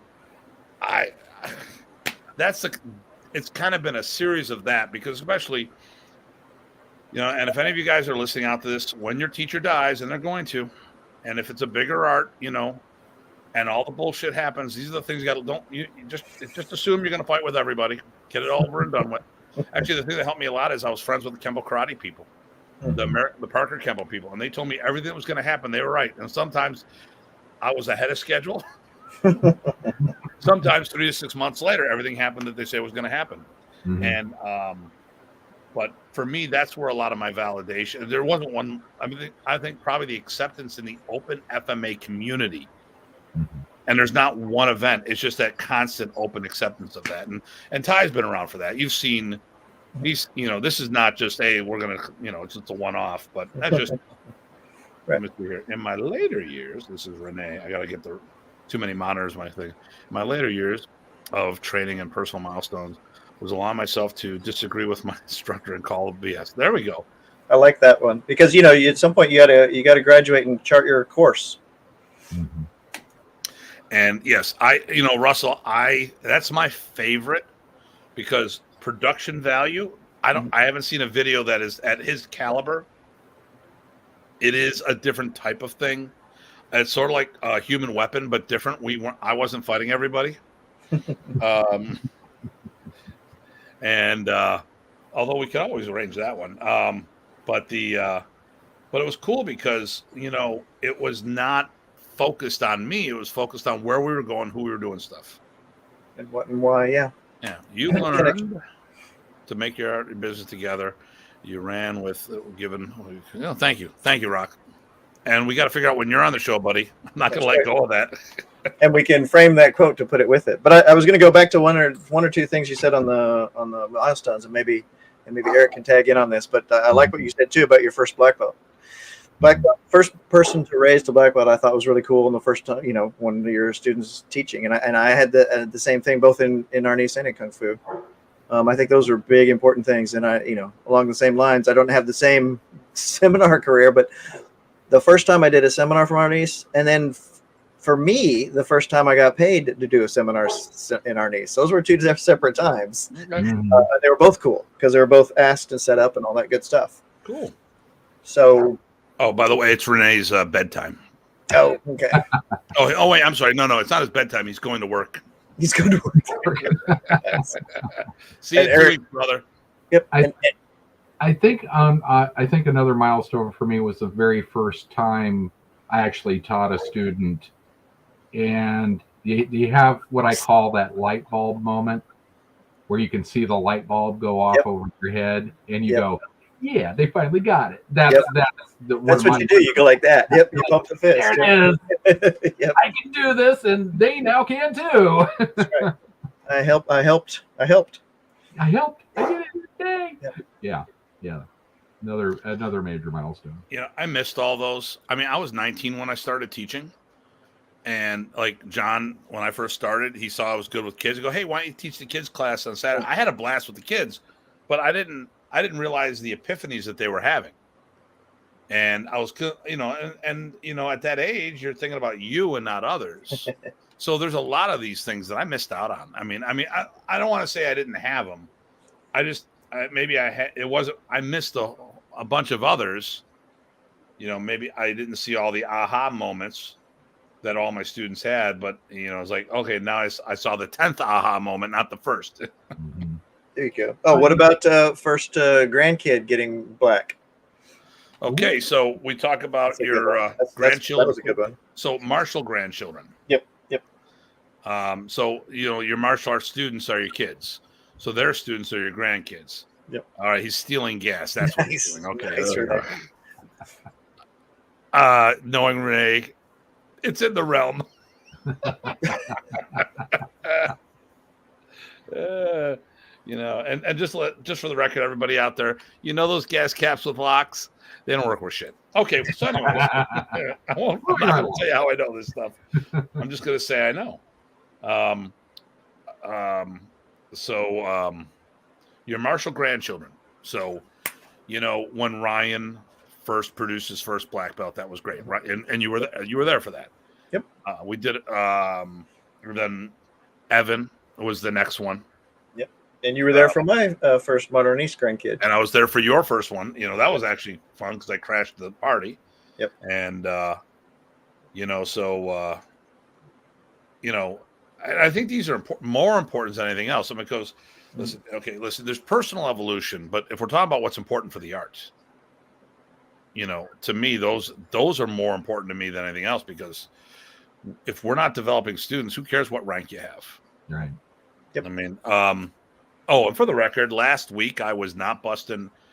There was a promotion done by one of the other Modernist organizations, and there's a guy I know who recently shut his school down during COVID up in Canada, and just teaches a couple people recently privately. He's been putting video content out for years on social media, and they recently promoted him to 7th degree and Grandmaster in Modern East. Now, first of all, Modern East, there was only one Grandmaster. That was the 10th. I'm not saying Remy Pracis. That's not what I'm saying. Modern East, we were both brought up this. So they're taking the 7th degree is what the Dillman people do. 8th and 9th are what Kombatan does.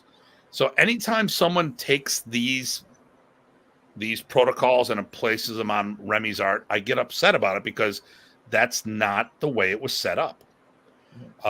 They're adapting, that's why anytime if someone's doing Kombatan and calling it modern, I get pissed off, because one, you're not doing modern, you're misrepresenting that. Two, you're not giving credit to Ernesto, because Ernesto's material, if you're doing Ernesto's material, you should call it that and give him the proper credit.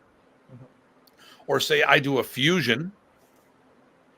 I teach modern, I teach Kombatan, I teach a Pracis Sarnese blend, and I'm very specific when I'm doing each.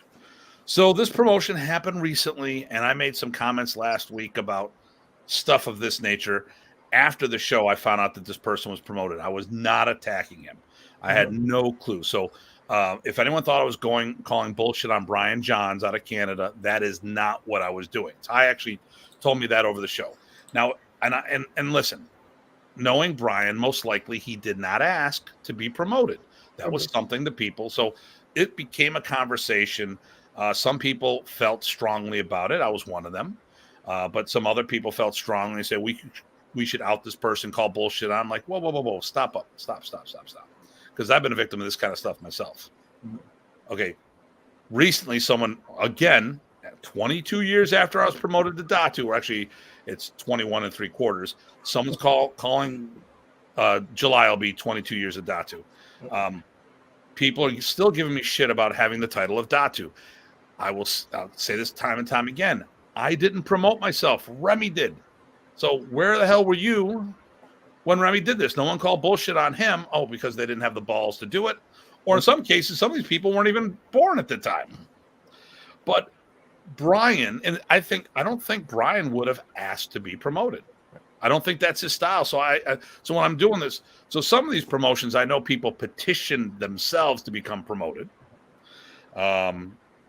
And after, like I said, we talked about this last week. What good does it do? And listen, I still feel the same.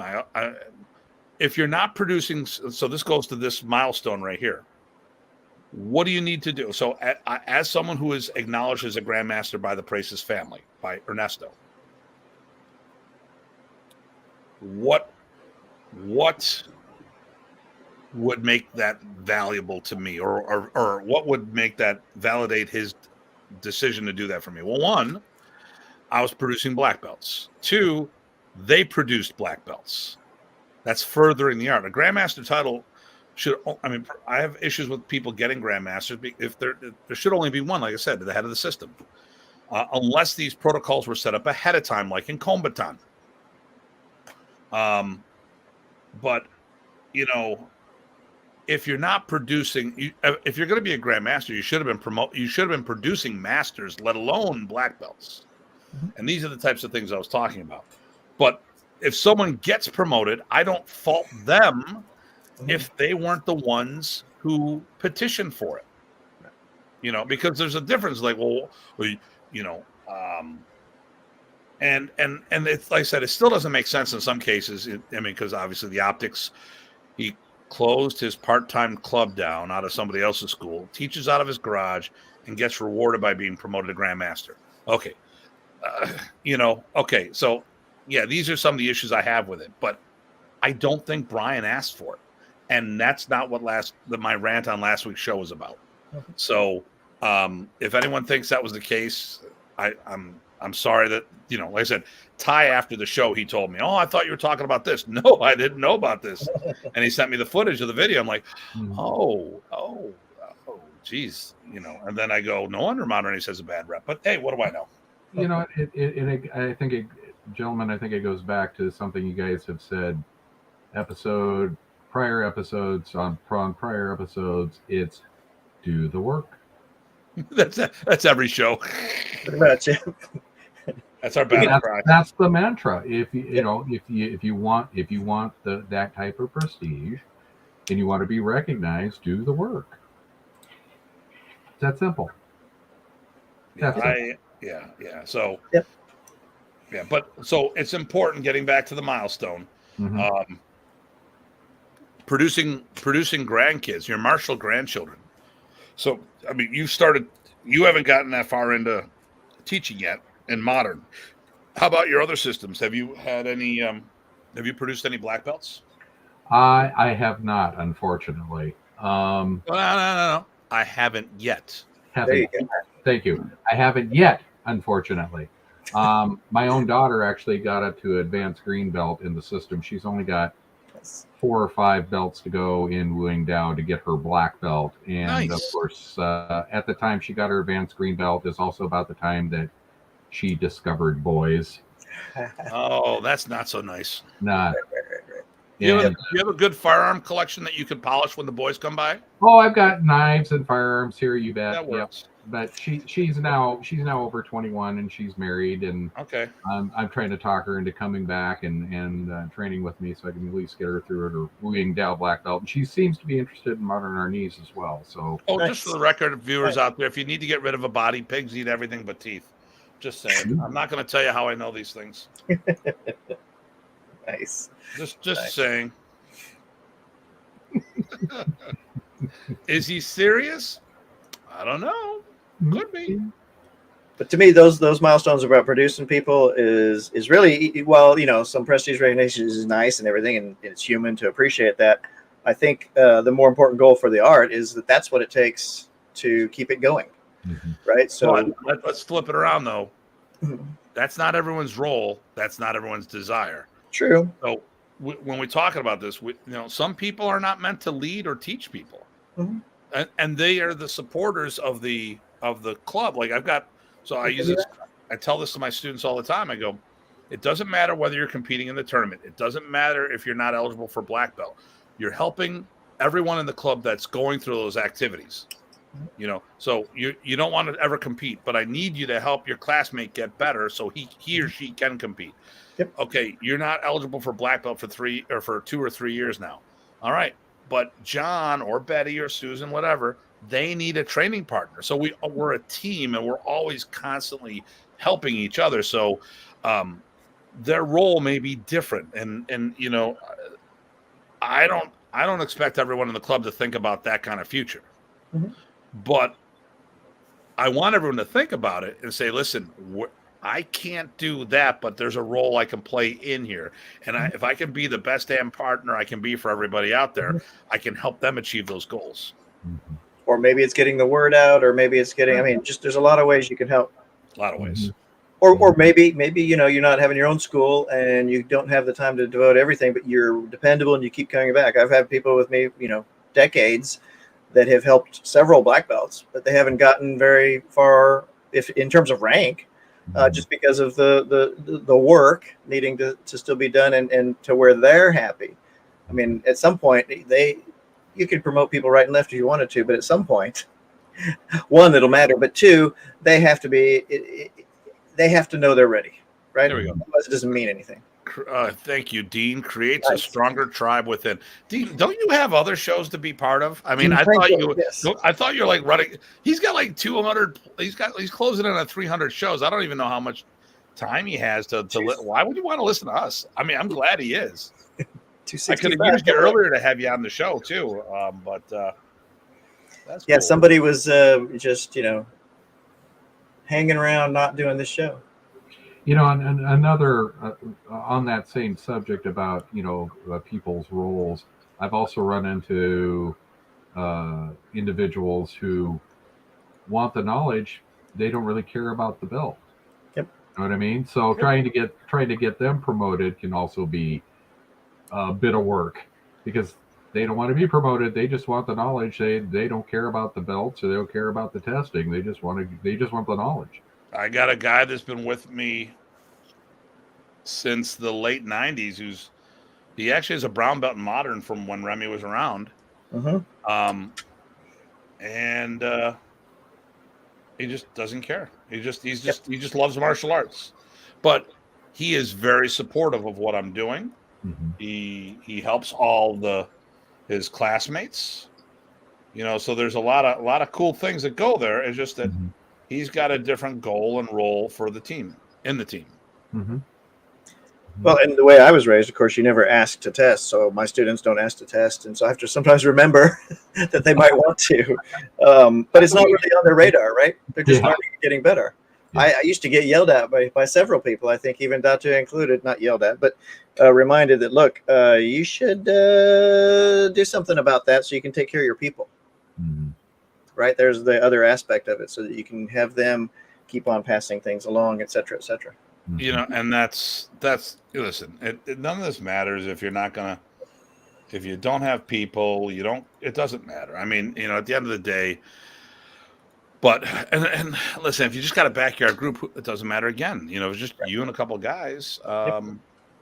It is what it is. But if you want to grow, that's another story. Hey, Dean, check your inbox. I just, I mean, at the end of the day, it's just. Let's go back to another. I just thought of another type of odd milestone. Maybe you guys will laugh at me for this, but one of the ones I really enjoy, and most of these really good ones came from time with Remy, but the idea of what I call duh moments, where you have somebody fixes something and you go, and you got it, and it was so obvious. What the heck? Why did you not notice that beforehand? I treasure those as important milestones. I love those. I've had a few of those. I have a regret milestone. Well, that was a good one. Like, it was a aha moment where someone helped me. Mm-hmm. It was like when Jeff Delaney would always drive me crazy when he was teaching, because he went so slow. But there was one, the pancake, the flip over leg armbar. It just never really worked right. He broke it down so damn, because he was slower than molasses. But it was like, damn it, I got to give him credit. He pointed out. Now, there's been a bunch of times where he'd come up and I'd help him on stuff, because usually I was the I was a senior guy on at the camp, and he was at a bunch of my camps where I was like, he'd come up, he was doing redundant on the outside. And when I said, no, you really want to do it on the Harada, the single stick redundant. When I said, you really want to do it on the inside, because it really, really, hey, you're welcome to if you want, by the way. But it really flows a lot better. And you're like, dude, that was so much. I mean, he didn't say dude, but I mean, it was like, that works so much better. I'm like, hey, thanks, But, we all took turns watching each other. Yep. Doing things. And sometimes it was the angle. I mean, my problem with learning with Professor was I was the one that was usually thrown around. There's that. I knew what it felt like. I just didn't know necessarily how to get there. I treasure those too, but I was glad when he graduated using one of my students. Yeah. Yes. Actually, I like what you said about Jeff there, because that's actually one of the good things about him. He's always open to refinement. Mm-hmm. And you're right. He did break things down pretty well. Yeah. I mean, it drove me crazy though. I thought but I'm like, damn it. I got to give him that one. Good. Hey, I'm more than happy to give credit where credit's due. Why not? Doesn't hurt anything. No. And it only helps ultimately, actually. Yeah. And it's like, okay, well, there you go, But yeah. So any other types of milestones? I was going to ask Dean what like milestones he had for FMA discussion, seeing that we're talking about milestones, because that's from another aspect of it, because the guy's promoting the art in two different realms. In one, he's promoting himself and what he's doing as an instructor, but he's also like when I was doing FMA talk, it's a whole different animal, and that was a whole other thing I was proud of.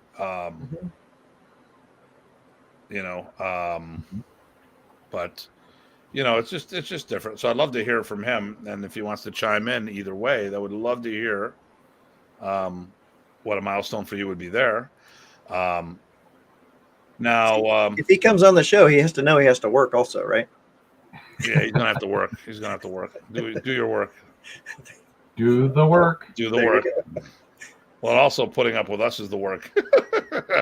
You got to work hard to put up with us. Actually, I find, like I said, I find both you gentlemen, there's nothing to put up with, really. See, Ty's the good cop. I'm the bad cop. That was the joke.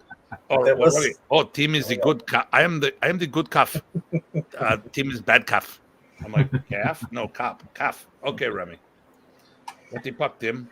I'm like, things people got to remember is I think that it's easy to forget if you're on the different side of things, but you got to remember, look, we're all humans, right? Everything's not a cartoon. So if you have difficulties or differences, it's not all of who they are, right?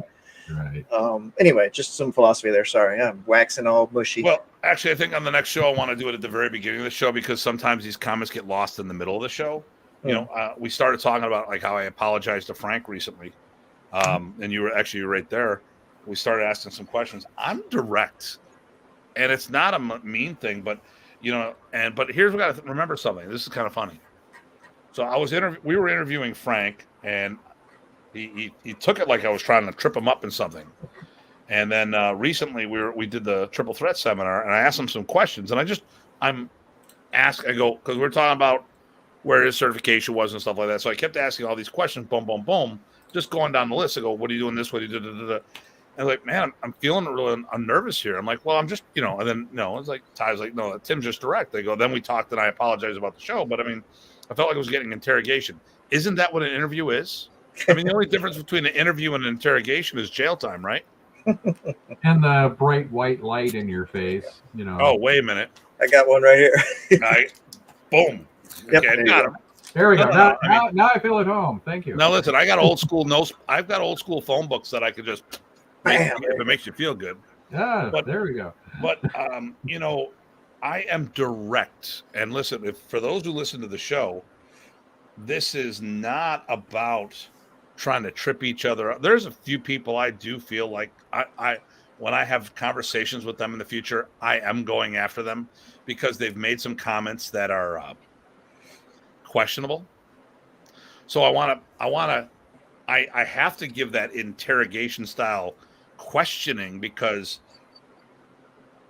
the problem here is if you have vague comments and responses, if you it's just like the teacher that wouldn't call a student out in class. They just wanted to talk to the whole group and say, some of us need to do this. And the good kids are the ones that would go up to the teacher afterwards and go, hey, was it me you were talking about?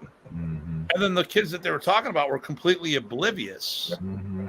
So I'm all that, hey, listen, boom, which is completely different than Filipino culture, because in Filipino culture, if you want to talk about something, here's what you have to do is you just have to start dropping breadcrumbs. If I want to talk about this, I have to spiral into the center. I remember when the first time I taught out in the West Coast with the Stockton boys. I'm like, and they're all Pinoy, but they're also American Pinoys. And we're talking. I go, listen. I asked them a question. I was vague about it and stuff. I go, listen. I get it. I can't go here. I got to start here. Then we meeting around the middle, and they go, oh, so you understand this? Yes, but I don't have time for that because I'm only here for 2 days. So let's get to the point. And they chuckled, and we got to the point. But they understood that I understood, and how things go. And the thing here is, listen. For those who talk to Remy or any other Filipino, you got to understand.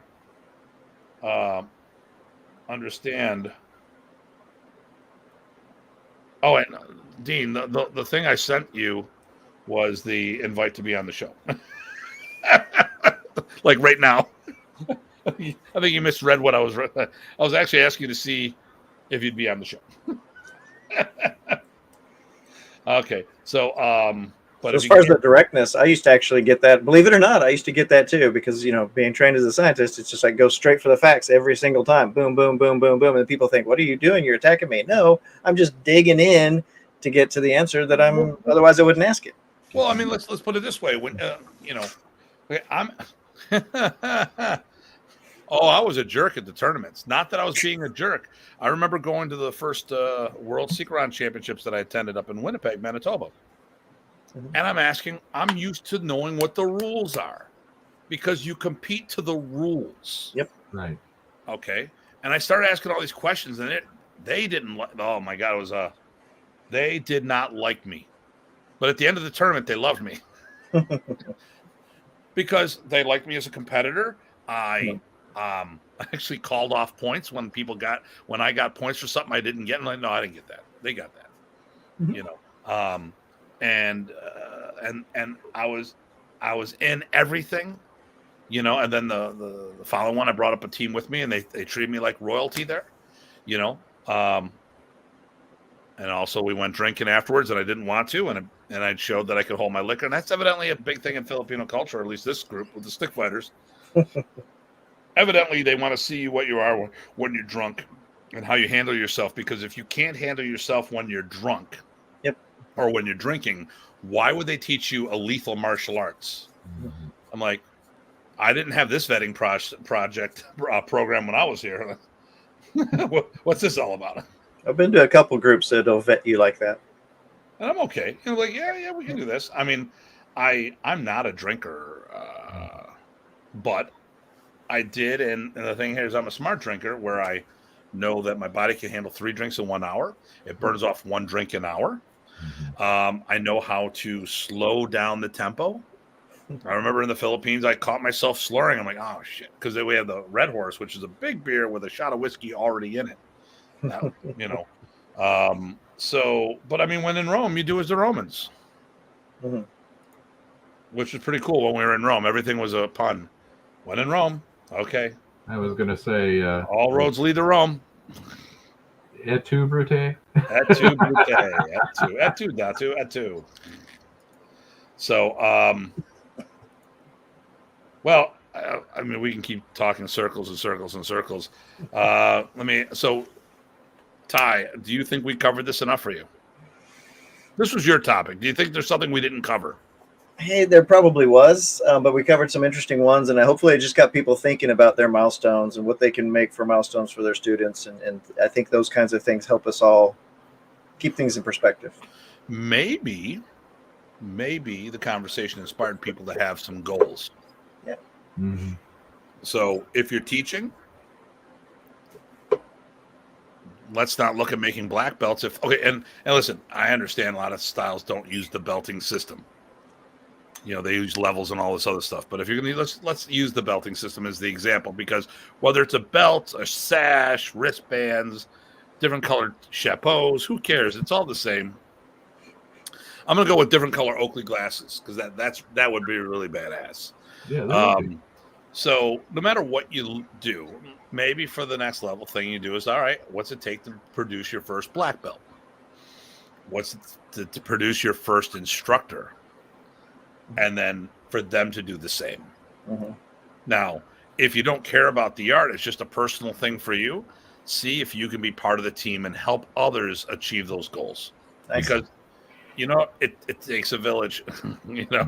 We need a big tribe, and everyone's got a role in that. Mm-hmm. Agreed. Okay, I got a message from somebody here. Let me look at this. I'm looking at. Okay. Oh, that was you. Okay. All right. Well, Eric, thanks for popping on. Yeah. Well, definitely.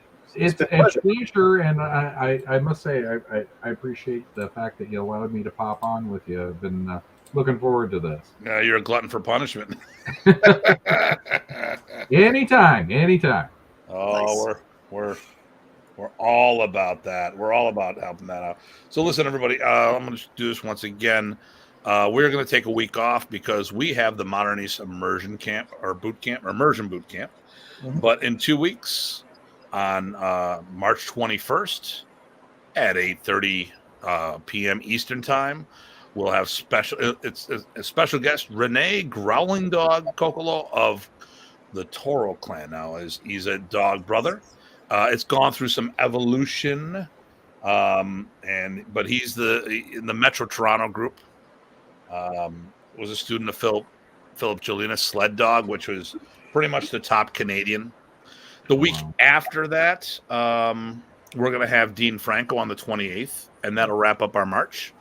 So Dean Franco of FMA Discussion, if you have no clue what I'm talking about, YouTube. I mean, no, it could happen. It could happen. No. If you're only looking at through this, go to YouTube and look up FMA Discussion. They've got they're closing in on 300 episodes. 265 in a day or two.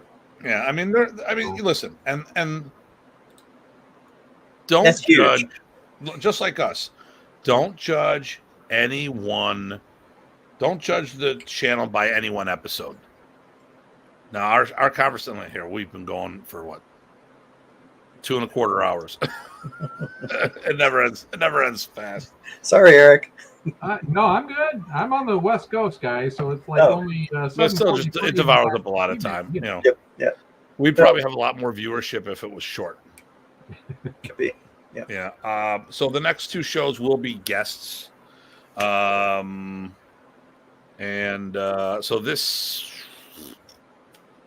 this Saturday is the next of our Modern East Immersion seminars. Mm-hmm. So that is noon to 4 Eastern time. It's a hybrid seminar. Physical people attending with virtual attendees as well.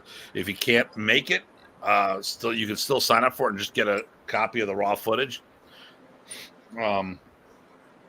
That's through Google Meet we use. Which I get a lot of people who just sign up for it that way because there's the scheduling issues. And then I'm going to be, where am I going to be? I don't know. I'm in Canada when you're doing your spring fling. Okay. I'm going up to Carl's, so I'm going back up there. Cool. You got the spring fling or the fall spring thing is in April 30th. Yeah. So April 30th in Canada, in Cambridge, Ontario, I'll be teaching a Stig Combatives Modern East for the Streets. Ty, if he's down in the Fairfax, Virginia area. There's no event out here, or this is one of a couple events on the East Coast this way, where all these people coming together, and the money is put into for food for the event and shelter, and you get some top-notch instructors showing up. You can't go wrong with that. And then May we have the I'm in Salem at the end of this month, Salem, Massachusetts. I'm teaching over at Mari with Mike and May Williams and their instructor. And then what else is going on? Then we have the 65th anniversary camp, May 20th through 24th or 20. He's coming to Portland at some point. And did I say that out loud? Someone's coming to Portland? Okay. Datu Tim may be coming to Portland at some Okay. Oh, did I say that out loud? I've been to Portland a couple times. I know, yeah. Danelle Wright used to be out there. I know, yeah. Yeah. Although I could make that happen. I'm an easy going kind of guy. It's been a while. October I'll be out in Reno for the gathering with Bruce Chutnick. Bruce Chutnick's supposed to be coming to Buffalo for our event, so that's probably Remy's first American student. So that'd be badass too. April, are you coming for the academy? Yes, I'll be at the. We'll be at the. Ty and I, along with others, will be teaching at the Virginia Police Academy. As we usually do. We usually do that a couple times a year. And the nice thing is they'll take my EDT knife program is actually accepted by the accepted curriculum now taught at the academy during these special classes. So yeah, there's a whole bunch of things going on. So, but I want to be a little more organized with that. May it all be successful for both of you.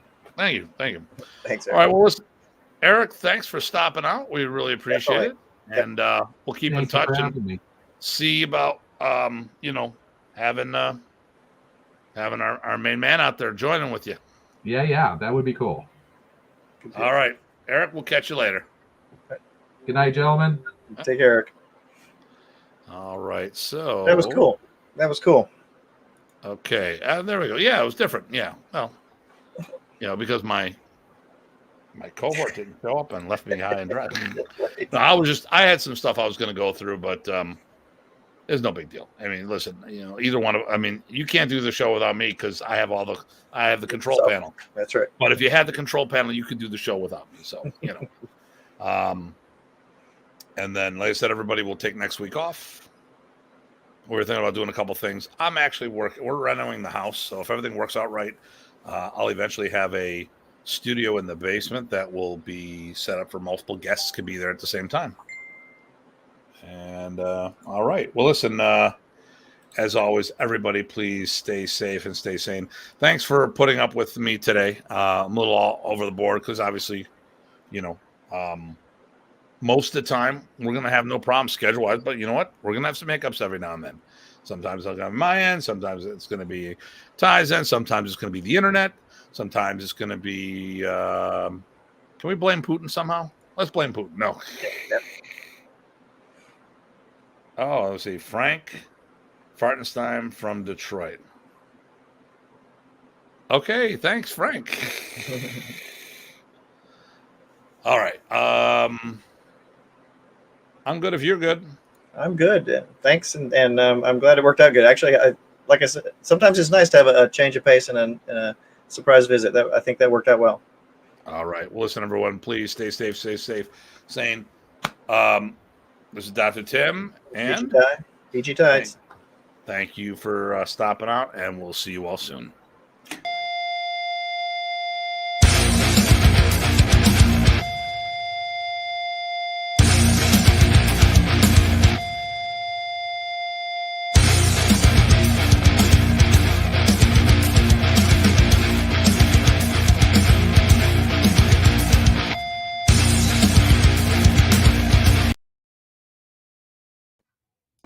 Okay, I can't stop. Eric Alexander just signed I know. Right Eric, you're killing me, Eric. You're killing me. You enjoyed it. You're killing me, Eric. You're killing me. You just sneak that into the end there. Oh yeah, I was like, should I say? And I was just thinking, should I come back on? You're killing me, Eric. Oh, there's a lot of verbs and adjectives and nouns going through my head right now. I love you, man. He was good with timing always, and this is another example. Like, you bastard. All right. Okay, this time. All right, Eric, you got to get on the show with us. All right. Us signing out.